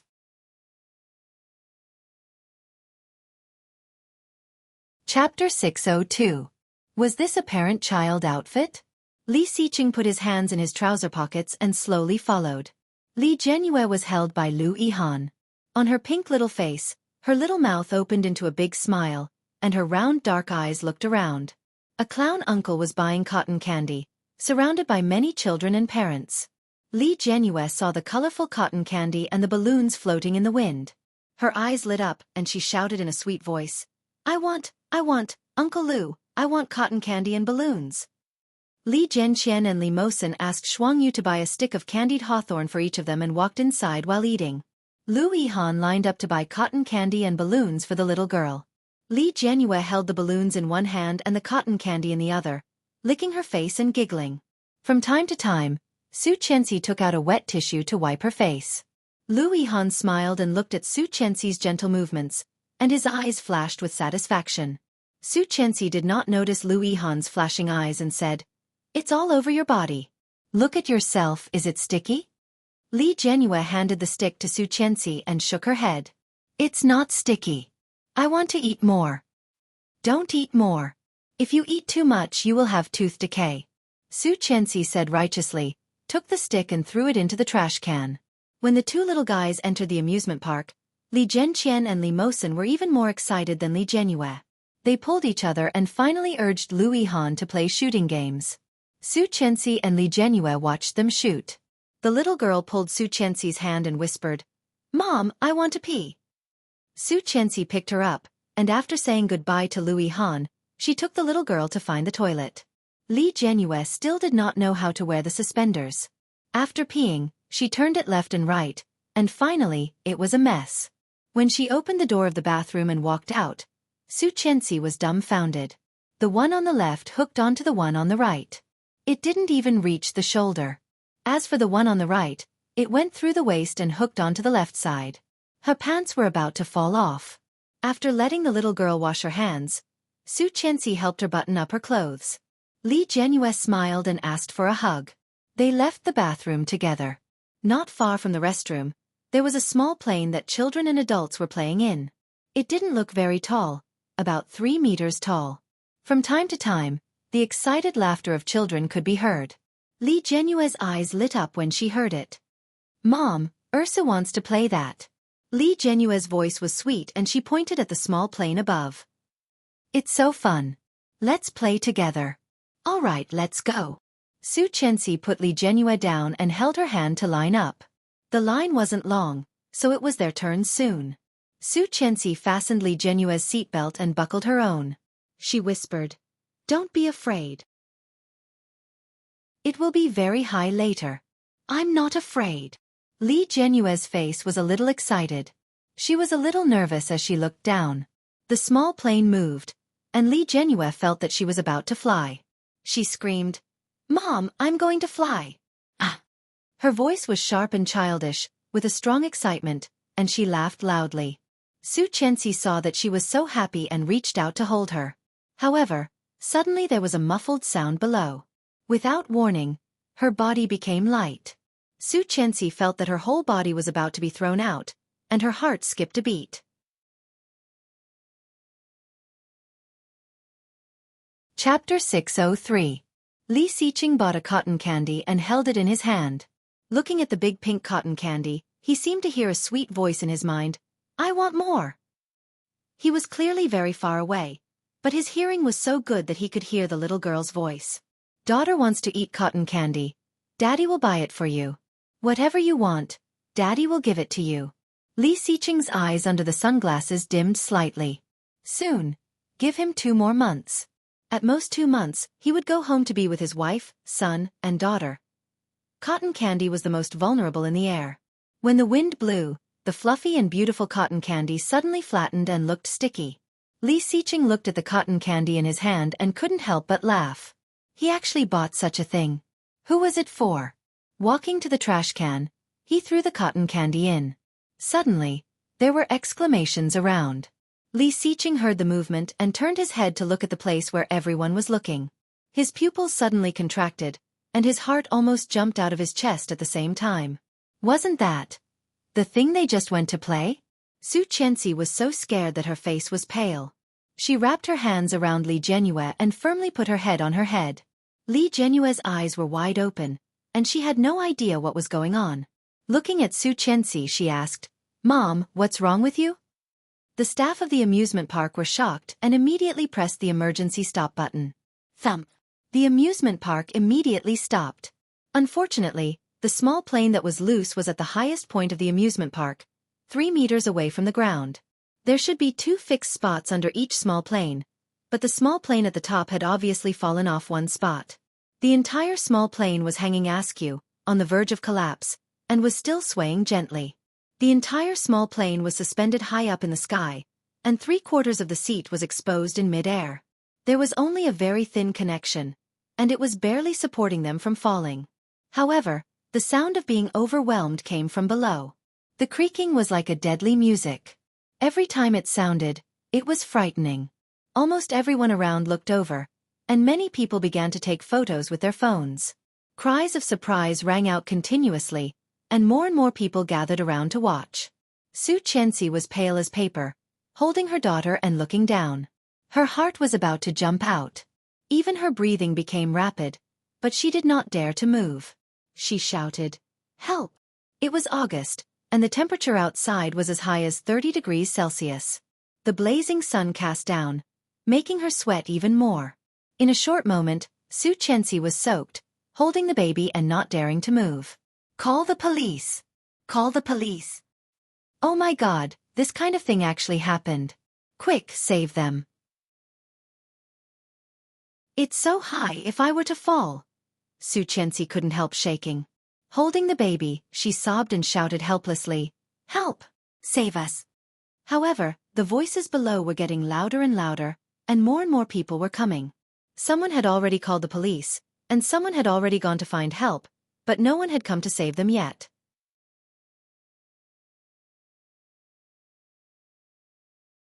Chapter 604.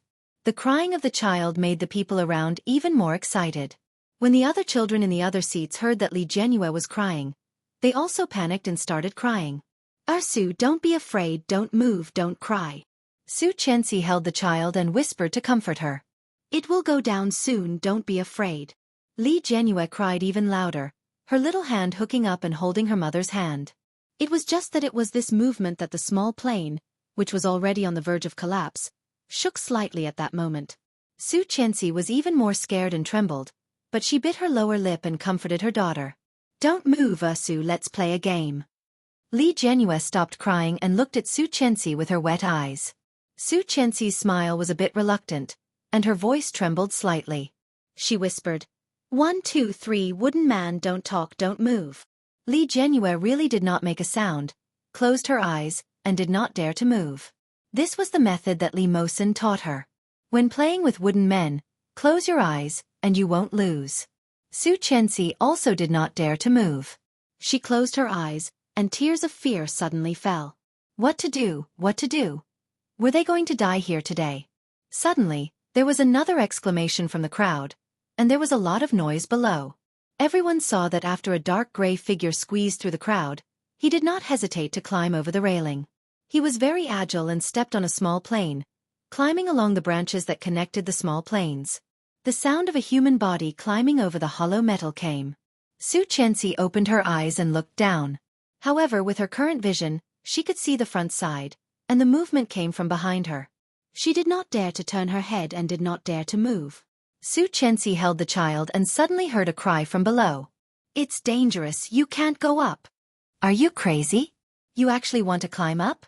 Who is this person? A staff member? This is too bold. The noise was getting louder and louder. Lu Yihan was playing with the two little boys, and Shuangyu was watching from behind. She turned her head and looked at the noisy place. It was just that there were too many people and large construction equipment, so it was impossible to see clearly. What happened over there? Li Jianqian looked over there, turned to look at Li Mosen, and said, Shall we go take a look too? Li Mosen nodded and looked at Lu Yihan. Lu Yihan was also curious and pushed them from behind. Let's go and have a look. The group of people walked over there. From afar, Lu Yihan saw the small plane that was about to crash. Seeing this, Lu Yihan was shocked and shouted, This is too dangerous. But when he saw the person on the small plane, his expression immediately changed. Qianqian? Shuangyu also looked up and saw that the people on it were Su Qianxi and Li Jianyue. Her face changed dramatically, and she immediately rushed up, squeezed through the crowd, and immediately jumped over the railing. Shuangyu stood below at a loss and found that someone had already taken the lead. That figure. Wasn't that the man Su Qianxi chased at the convention center last time? Now why did he appear here?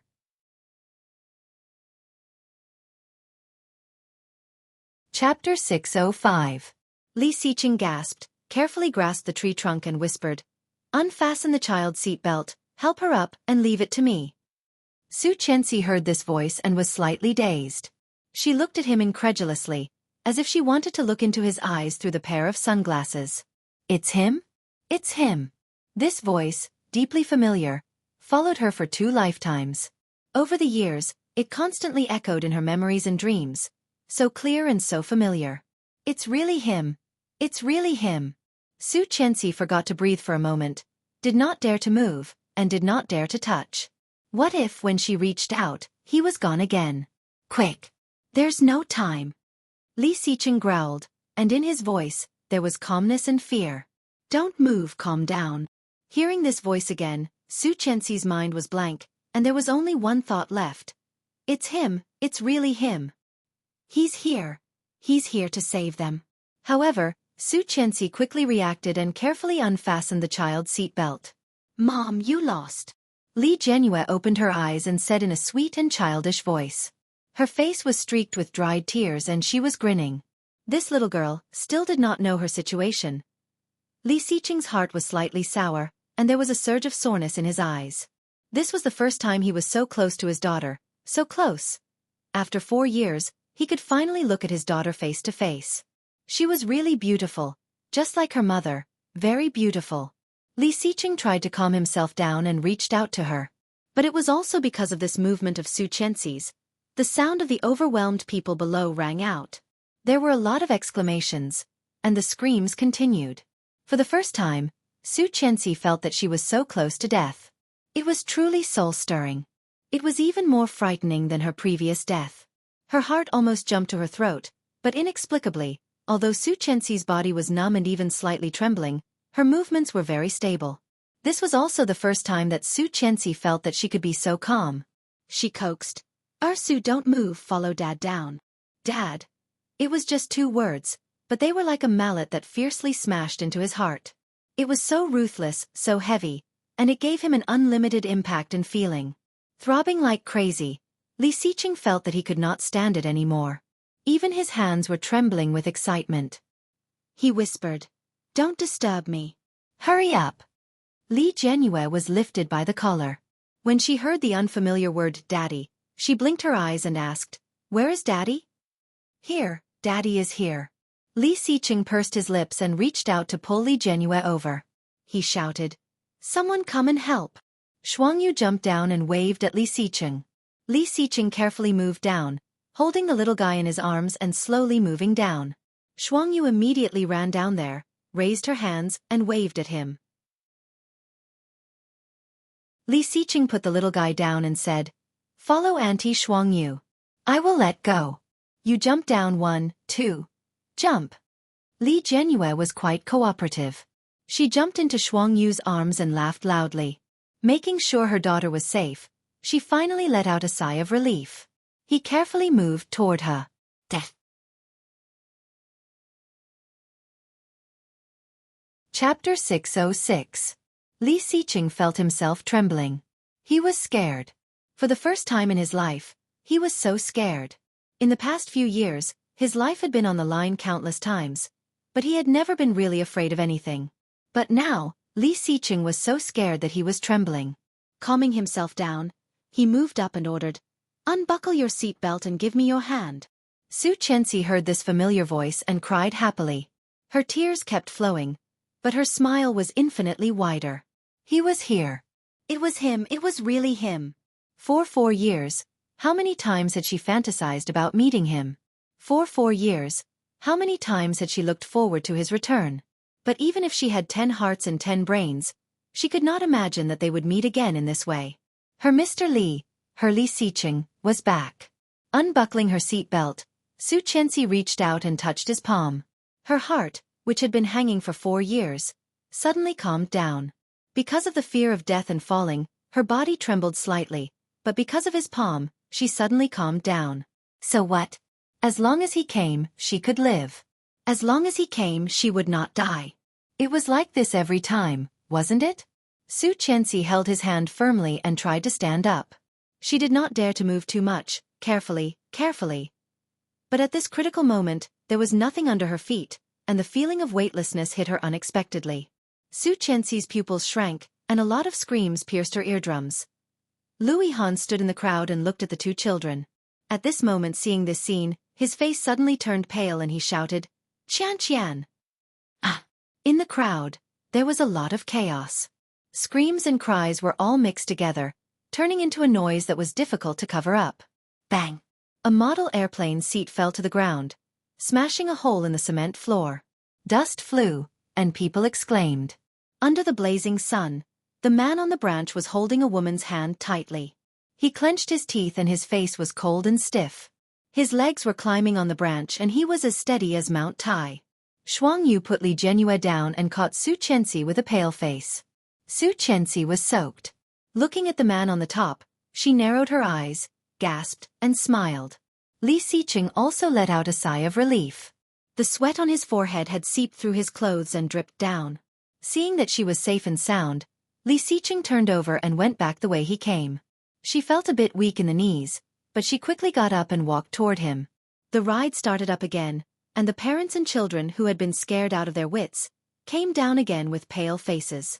As soon as Li Xiqing landed, he pressed on his hat and glasses.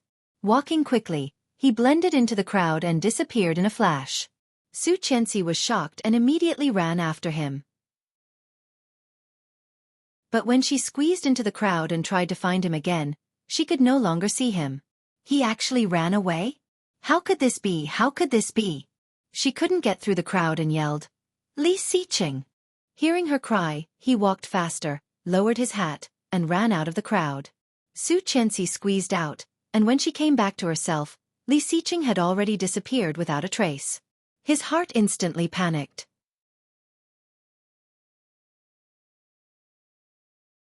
Chapter 607. People were coming and going, the laughter of children, the whispers of pedestrians, the warning of safety announcements, and the discussion of the crisis. All kinds of sounds mixed together, but Su Qianxi felt her ears were cool and her mind was blank. All that was left was a silhouette of his back. Tall and straight, much thinner than before.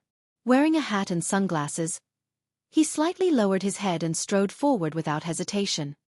He didn't even turn his head or look at her once. He just disappeared into the crowd. Just like the big explosion that year, he disappeared without a trace. Su Qianxi stood at the intersection, looking thin and embarrassed, like a child who had lost her parents. There were no amusement facilities here. In front of her was the edge of the amusement park. Climbing over the high rockery was the outside of the amusement park. It was a dead end. Li Xicheng, Li Xicheng. Su Qianxi shouted, her voice trembling. Her crying made her voice sound a bit hoarse. She looked around for a week, going around in circles. But there was nothing. Many people looked over, but he was not there. There was not even a shadow. He didn't even want to look at her? Su Qianxi felt a dull pain in her heart, and she felt that she was about to suffocate. Every time, it was the pain he gave her, so hard, so hard. I know it's you. Where are you? No one responded. Quite a few people glanced at her and hurriedly walked away. Just then, sweet music sounded, and the unique voice of Yang Zuoma came into her ears.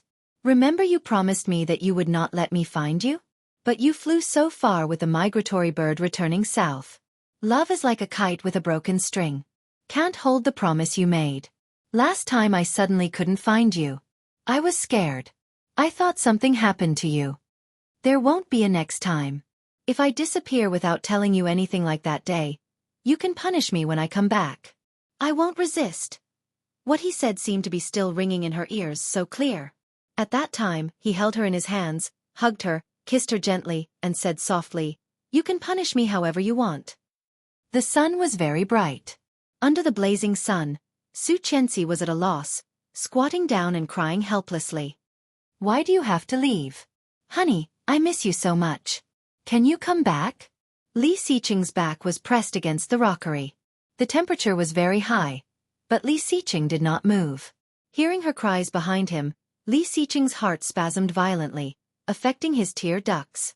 The dam that he had been guarding for more than 20 years was mercilessly broken. I'm here. With the back of his head against the rockery, Li Xicheng felt his throat hurt. Listening to her crying, he felt even more guilty.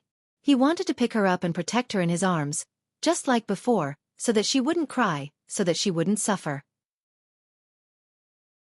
He also wanted to help her dress every day, help her bathe, remind her to wear shoes, and warn her to keep warm, just like before, just like 4 years ago. But now was not the time. He couldn't go back yet. He couldn't expose himself yet. Give him another 2 months, 2 months at most.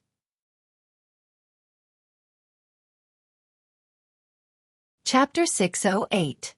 Qian. Lu Yihan's voice suddenly broke into Li Xicheng's ears. His originally half-closed eyes suddenly opened, and he turned his head to look in that direction. Lu Yihan took the 2 children, and Shuangyu was holding his daughter, walking toward his woman.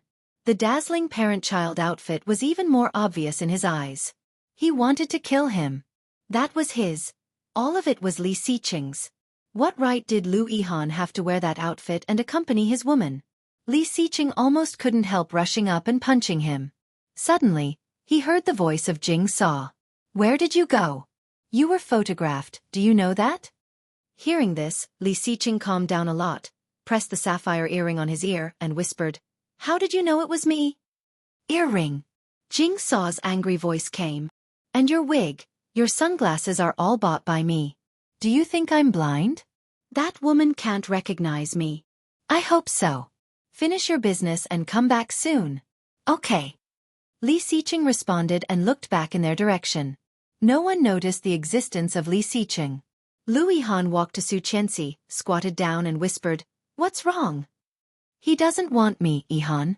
He really doesn't want me and the children." Su Qianxi's voice was very choked. "It was him just now, he saved us." Lu Yihan was dazed. He knew best who Su Qianxi was talking about. However, how was it possible? Li Xicheng had died long ago. He had been dead for 4 years, Forever left in the abandoned factory in the eastern suburbs, never to return. How could it be him? Lu Yihan looked at Su Chenxi, but his expression was indescribably calm. He held her shoulder and said, "The children are hungry. Let's go back first, okay?" Su Chenxi shook her head and looked up at Lu Yihan, a pair of wet eyes pleading, "Yihan, help me find him, okay? He is here, I am very sure he is here. Can you help me find him?" Then there were tears in her eyes and she cried sadly, "I can't find him. He is hiding." Lu Yihan pursed his lips, helped her stand up and said, "Let's go back first." "Yihan." "Enough, Qian." Lu Yihan's voice was a bit fierce, and his pair of peach blossom eyes looked at her with a bit of sharpness. "He is dead. He died a long time ago. You are hallucinating again. That is not him. It is just a kind passerby." "No, it is really him. Even if his voice turned to ashes, I would still be able to recognize it. It's him, it's him. He is not dead." She was a bit hysterical and pushed him away. "It is not an illusion. I am very awake now, Lu Yihan." Su Chenxi scared Li Jianyue, holding Shuang Yu's neck and crying. The crying of the child made Su Chenxi's tear ducts even more.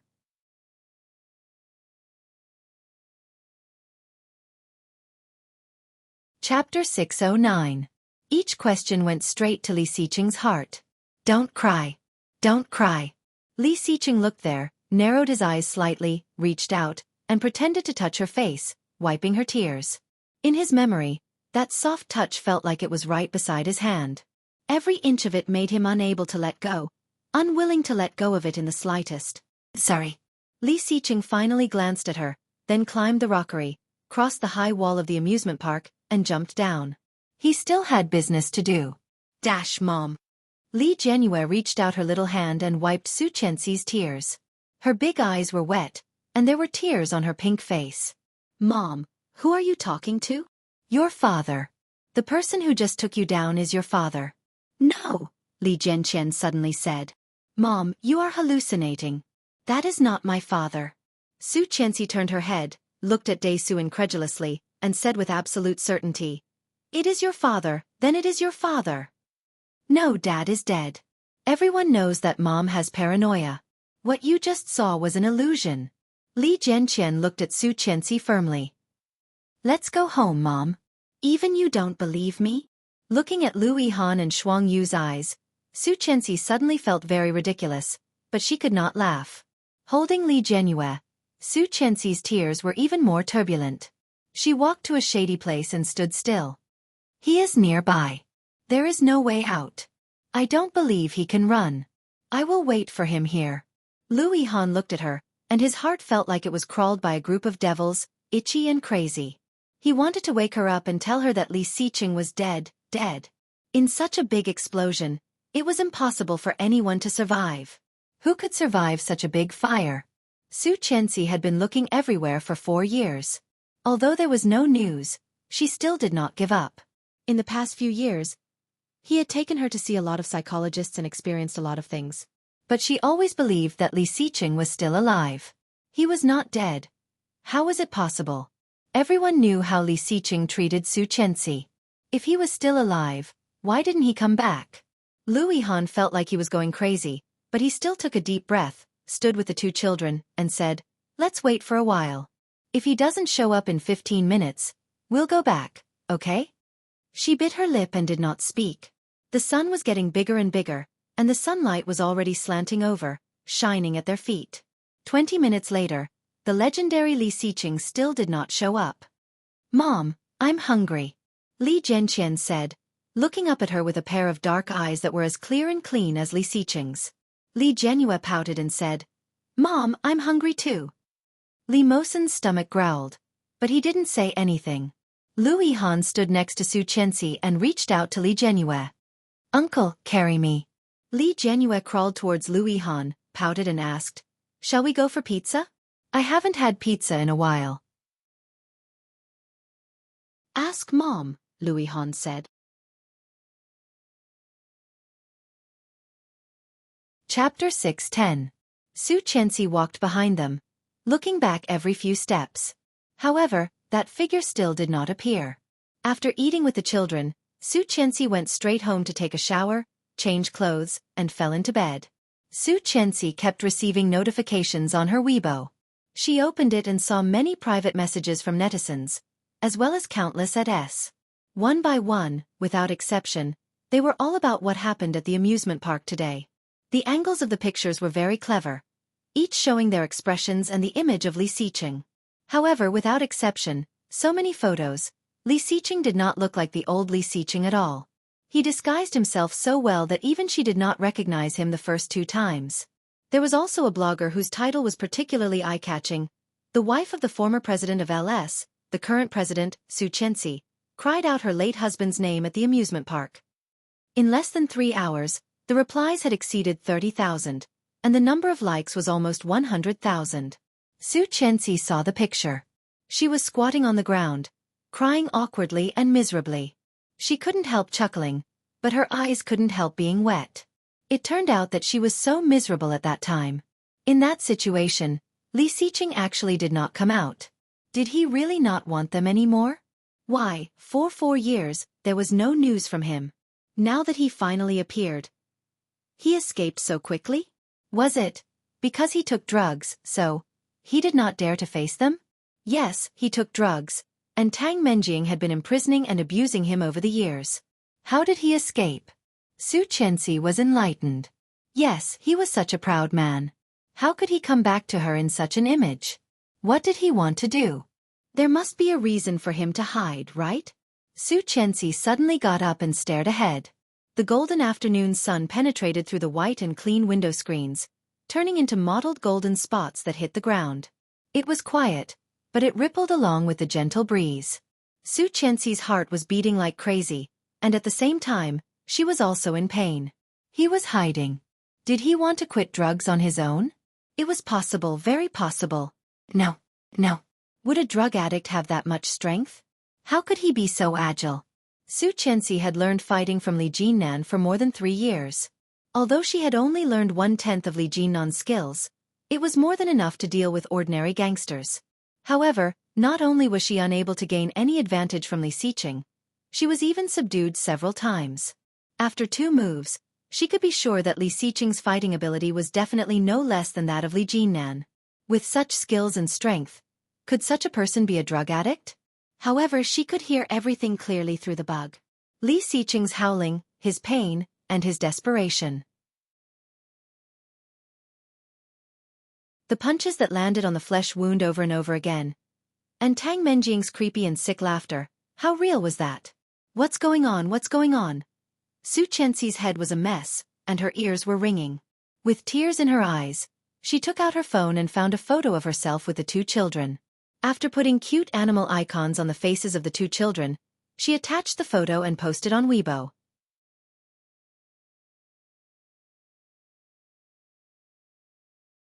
Chapter 6:11. In the busiest commercial street of Kingstown, Li Xiqing entered a well-decorated chain noodle restaurant and ordered a bowl of noodles for himself. When he was halfway through eating, a girl at the table behind him suddenly exclaimed and said, "Su Qianxi posted on Weibo." Li Xiqing paused eating and holding his chopsticks. "Oh, it's so sad."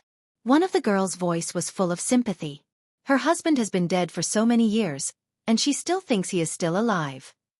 I heard that she is neurotic. She misses her husband all the time. It's a mild delusional syndrome. I heard that she often has hallucinations that her husband will appear next to her. Oh. But she still manages such a big company very well. Damn, even a psychopath can do this. Why are we still so low? The girl sneered as she ate. Then you'll need to have such a big company to take over. I heard that it's not just Su Qianxi who did it. Her husband's younger brother, Su Qianxi's uncle, is also the vice president. So what if she has a company? She is still a widow. A young and beautiful woman with 2 children to manage a company. If it were me, I would remarry. What's wrong with doing in my prime? Why should she be a widow for a dead man? You're not her. How would you know what she's thinking? Maybe she's really in love with that ghostly Li Xiqing. You used to regard him as a prince charming. Now he has only been dead for a short time, and you have forgotten his name. How cold the world is. Li Xiqing listened to their words, silently finished the noodles, and got up to leave. He found an internet cafe in a remote alley. The owner with a cigarette in his mouth asked, "How long do you want to play?" "Can I play without an ID?" The boss looked him up and down, took off the cigarette, and said, "Sure. $5 an hour for others, $20 an hour for you. The innermost machine has a separate compartment. That is a VIP room, and no one will go in there."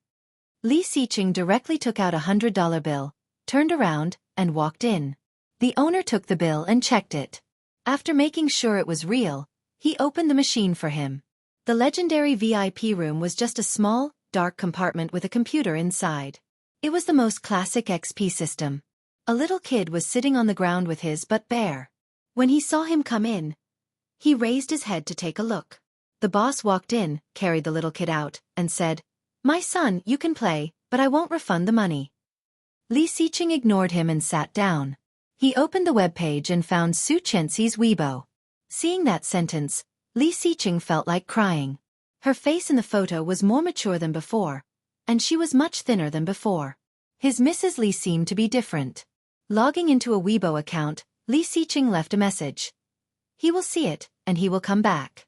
However, that message was quickly drowned out by a large number of replies. He logged into Elle's account on social media, and immediately saw a beauty's profile picture pop up. It was a selfie of Su Qianxi herself. She said, "Let's meet. I know you are in Kingstown, Mr. L. It was sent 10 minutes ago."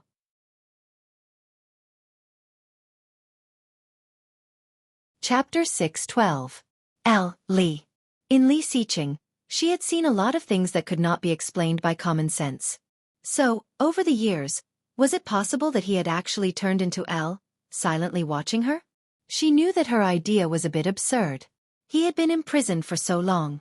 How could he get a communication device and contact her? But it was also such an absurd idea that was getting bigger and bigger in her heart. In the end, it was out of control. Who was L? Li Xiqing, Li Xiqing, Li Xiqing. A voice kept echoing in her mind. Her heart was pounding. After logging in the chat account, she sent a message. "Let's meet up. I know you are in Kingstown. Let's meet up. I know you are in Kingstown, Mr. Li." Li Xiqing looked at the line of words on the computer. For the second time in his life, he was caught in such a difficult struggle. The first time was 3 years ago, when Jing Saw invited him to help her deal with the drug trafficking gang. He could go home and reunite with his wife and children. In the future, he would always bear the fear that his family was likely to be retaliated against. Or he could help her collect evidence of their drug trafficking and dig out their boss, wiping them out in one fell swoop. At that time, he struggled for 3 days and 3 nights. At that time, he had not fully recovered from his serious injury. If he chose to go home, Jing Saw would also help him. However, Li Xiqing finally chose the second step. Now, he could tell her, let her rest assured, and continue to be a spy. However, one more person knew, one more danger. Jing Saw had repeatedly warned him not to go home and not to see her. Or he could not tell her, let the outside world think that she was delusional, let her continue to live with this attitude and face the world. In this way, Tang Menjing would let down her guard and focus on dealing with him instead of his family. The people above Tang Menjing would also let down their guard. In the near future, he would be able to uproot them all. What to do? Li Xiqing was caught in a dilemma, holding his head in distress and closing his eyes. After sending this message, Su Qianxi felt inexplicably nervous and throbbing. Was it him? It must be him. It must be him, right? It was impossible for there to be 2 people in the world who were so similar, and it was impossible for them to have such similar gazes, wasn't it? Therefore, L must be Li Xiqing, no doubt about it. Su Qianxi stared at the letter on the computer. As time passed, about 10 minutes later, the other side actually replied. His reply was within his expectations, but it was also unexpected. Surprised, she stared at the computer screen with her eyes wide open. L. Tomorrow night, Kingstown Shijiang Bridge, 8 o'clock. Seeing these words, Su Qianxi's heart beat faster. Staring at the screen for a long while, her fingers quickly typed. See you there. L. Be there or be squareites him, right? Has he finally decided to come clean with me? See you tomorrow. Staring at these words, Su Qianxi smiled, her eyes blurred with tears. Bad guy, I've been waiting for you for 4 years, you know? Mr. Li, do you know that I have waited for you for 4 years? She got off the bed, opened the closet, and started to pick out clothes for the first time.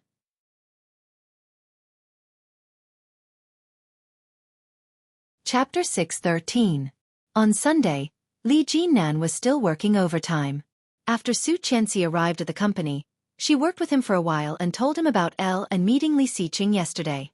She couldn't hide the joy in her eyes. Li Jinnan smiled and only said, "Are you sure it was him?"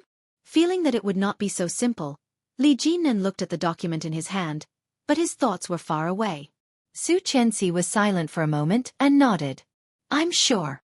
Li Jinnan glanced at her and quickly returned to the contract signed by TL and LS in front of him. There was indeed a loophole in the breach of contract clause. This loophole was enough for TL to lose a lot of money, or even go bankrupt. This method was insidious and cruel. Li Jinnan would not believe anyone who told him that it was not Li Xiqing who did it. It was time to launch an attack on TL. Li Jinnan knew that that person was also waiting. Su Qianxi was not in the mood to work and quickly left the company. When she returned home, it was already restaurant time. After eating with the child, Su Qianxi went into the room. After trying on several sets of clothes, she finally chose a wide-sleeved floral dress. Li Xiqing liked to see her wearing floral dresses. This was the limited edition dress she bought from a brand a few days ago. Even Su Qianxi felt that she had become very beautiful in it. She put on water makeup and carefully painted her face to make herself look more beautiful. After everything was done, it was already 19:13. Su Qianxi hurriedly put on her shoes and drove the modified supercar that Li Xiqing purchased. The closer she got to the destination, the more nervous she became. She was going to see him. She was going to see him. It must be him. Su Qianxi couldn't help smiling, feeling that she had finally become a Buddha after many years of cultivation. Kingstown Shijiang Bridge was located in the middle of the Kingstown River. Across the river, there was a high arch in the center, surrounded by bright colorful lights, changing into luxurious gold from time to time. The high bridge frame was known as the most beautiful landmark of Kingstown. The Bugatti stopped by the bridge. Su Qianxi looked up at the high bridge, her dark and bright eyes reflecting the beautiful scenery. So beautiful. Today, the bridge was beautiful, the river was beautiful, the wind was beautiful, and even the starless and moonless sky made her feel happy. He looked at his watch. It was only 7:38 p.m. She seemed to have come too early. A dark gray figure, wearing big sunglasses and a big hat, avoided all the surveillance cameras and sneaked out of TL Group. No one noticed what kind of damage he had caused to the company, and no one noticed this person coming in and out. Everything was so quiet and smooth that it made one's mood soar. Li Xiqing smiled slightly, pressed the brim of his hat, and quickly returned to the side of the white sports car. From near the TL Group in Kingstown, he sped through the crowd on the highway. Because it was Sunday, there was a lot of traffic. Li Xiqing's car was stuck in the traffic jam for a long time. When he came out, it had been more than 20 minutes. Looking at the time, it was already 7:49. Suddenly, a deafening clap of thunder came from the sky. At the same time, the sapphire earrings on his ears seemed to ring. Li Xiqing pressed the earring, and Jing Sa's voice immediately came over. "Come back." She came back at the last minute. "She will be here soon." Li Xiqing's heart skipped a beat, and his eyes suddenly became cold and sharp. "Why? She seems to have recognized you from the photo at the amusement park yesterday. Everyone go to bed first. Kevin is dead. I will write in the morning and read it tomorrow."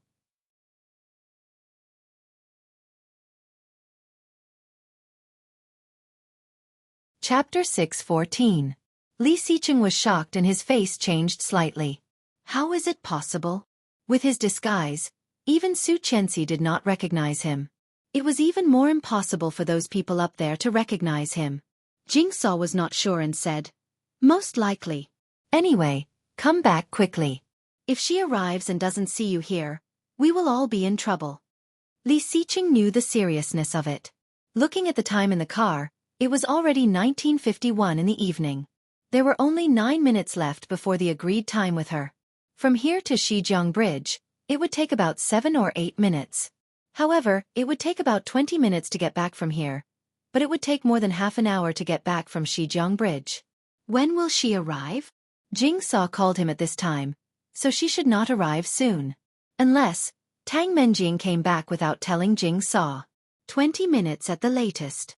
Jing Saw threw another bomb. Li Xiqing's face was more gloomy. 4 years of experience had sharpened his arrogance and sharpness into his bones, and he did not show any of it on his face. But even so, at this moment, Li Xiqing could not help but be slightly shocked. Had she already begun to suspect Jing Saw? She was fine before. Was Jing Saw exposed in just 2 days? A pair of phoenix eyes narrowed slightly, and he began to think secretly. Tang Menjing was a gun sent by the people above. This woman alone was nothing to be afraid of. What was terrible was that this gun was loyal to the people above. If this gun was disturbed, the people above would certainly not let them go. Above, not only Bo Xiao, but also the entire Bo Group.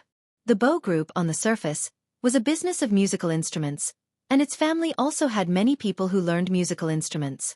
But in fact, the Bo Group began to decline from Bo Zhao's father's generation. About 7 or 8 years ago, the current head of the Bo Group, that is, Bo Zhao's father, had begun to get involved in this. TL was just a cover. The real money laundering was in the Bo Group.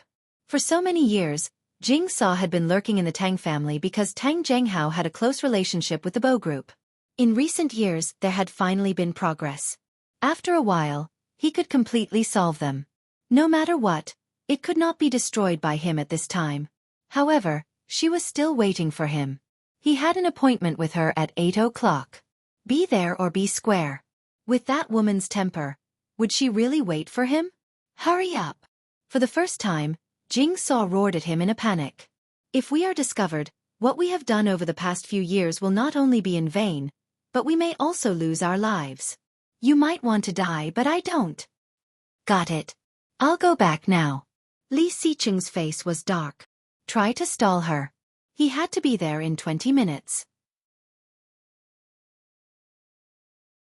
Otherwise, not only the deployment of the past 4 years would be destroyed, but even Jing Saw would be implicated by him. In front of him, he seemed to see Su Qianxi's soft smiling face. Her cheeks were slightly red, and her eyes were like a naive deer.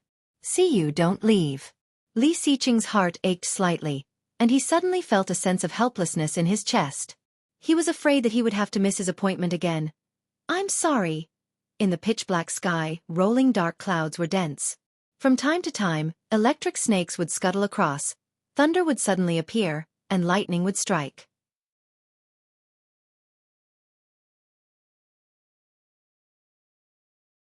Chapter 6:15. Raising his head, he saw large drops of rain pattering down from the sky. A drop of water hit her eyelashes, and it quickly rolled down her eyes. It was raining. It was raining so hard. She looked at her watch under the light. It was 8:38 p.m. He was late, a full 38 minutes late. And she had waited for a whole hour. Why is he not here yet? Did he forget? Did he forget that there was another her waiting for him? She picked up her cell phone and wanted to make a call, but she could not make the call. The screen of the cell phone was hit by the raindrops and quickly covered with a layer of water. Su Qianxi's eyes flickered. In her dark and clear eyes, the original joy faded bit by bit.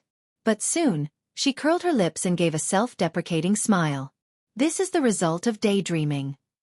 Except for an online name, she knew nothing about him. She even imagined that this person was very likely to be Li Xiqing, very likely to be him. But now, this possibility could be completely ruled out. If it was Li Xiqing, he would not let her wait for so long, would he?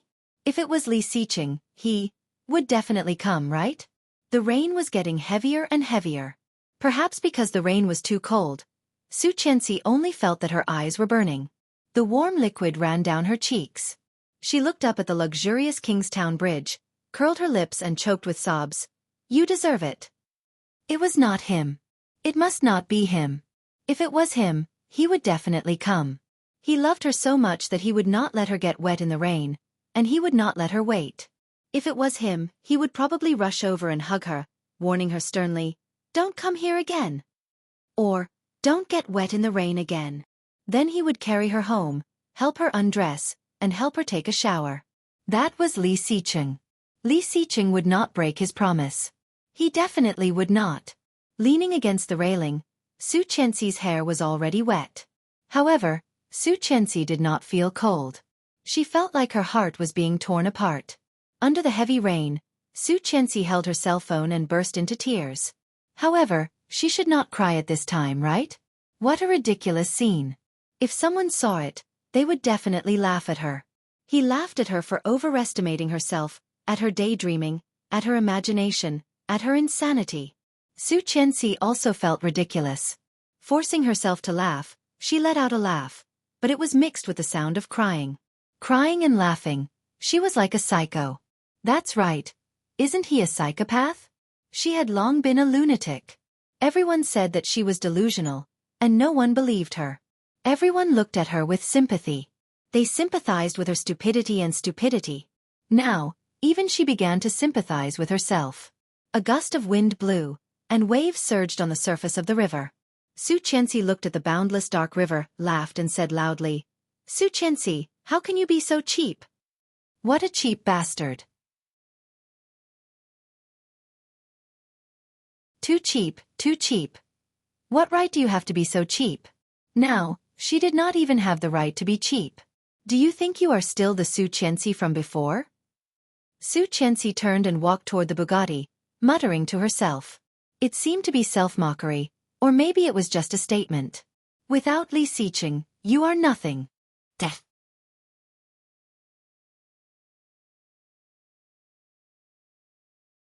Chapter 6:16. The air conditioner was on in the car, and Su Qianxi shivered. Reaching out to turn off the air conditioner, Su Qianxi slowly started the car and drove on the way home. Just behind Su Qianxi, a long black Bentley was quietly parked by the bridge. Li Jinnan watched the Bugatti leave, and there was anger in his eyes. But more than that, it was pity. However, it was precisely at a time like this that he couldn't go. Li Xiqing was still alive. He was still alive. He was his brother, the most respected and worshipped brother. He would come back sooner or later. Because he was Li Jinnan, so he could not. The Bugatti slowly went away, and the black Bentley slowly followed, just out of her sight. Until he saw the car driving back to the old house and into the front yard, Li Jinnan's eyes slightly dimmed. Turn around and go home. Captain Li was sitting on the sofa telling stories to the children. Li Mosen and Li Jianyue were sitting on the sofa, and Li Jianqian was sitting on the ground holding a pillow, listening with relish. When he was fascinated, the sound of the door opening came from outside. Qin Shuhua and Li Xiao were watching TV. Sensing the door opening, they also looked over. Su Qianxi was soaked, and her eyes were a little red. She looked very embarrassed. Qin Shuhua was shocked and quickly greeted her. "What happened, Su Qianxi? How did you get like this?" "Mom," Li Jianyue shouted, and Li Jianqian also looked over. Su Qianxi glanced at the children and shook her head at Qin Shuhua. She forced a smile and shook her head. "It's okay. It's raining heavily outside. I couldn't avoid it and got wet. Then you? Crying like this because of the rain?" When Qin Shuhua was about to say it, Li Xiao pulled her hand. Su Qianxi saw it and smiled. "Dad, Mom, I'm going to take a shower first." Captain Li saw something was wrong and urged, "Hurry up and take a shower. Don't catch a cold." "Okay." Su Qianxi quickly walked in and returned to the room. The old man sighed faintly. His cloudy old eyes were filled with deep sorrow. After driving the children to bed, Captain Li sat in front of Qin Shuhua and Li Xiao with his walking stick and said, "Other than when Xiqing was there, when have you ever seen Qianqian cry like this?" Hearing Captain Li's words, Qin Shuhua's eyes became red. These days, she has been thinking that Xiqing came to see her. When she went out, she was so beautiful. Could it be? Li Xiqing had been dead for more than 4 years, and she still could not forget him. What should she do? How pitiful. Although Li Xiqing was her son, Qin Shuhua did not want her to remarry. However, how could Su Qianxi bear it if it went on like this? The old man sighed faintly and shook his head. "We can't let her go on like this. Let Yihan take her to the doctor tomorrow. Yihan is a very good child." Qin Shuhua and Li Xiao looked at each other without saying a word. Jing Sao was extremely scared. It had been 15 minutes since she called for Li Xiqing. However, there was no sign that the boy had arrived yet. This made Jing So nervous. Her heart, which had been calm after being undercover for 7 or 8 years, suddenly became nervous. You're tuning in to the Xiaofan's Wuxia Tales YouTube channel. Don't forget to subscribe and join us on this journey to catch the most captivating stories.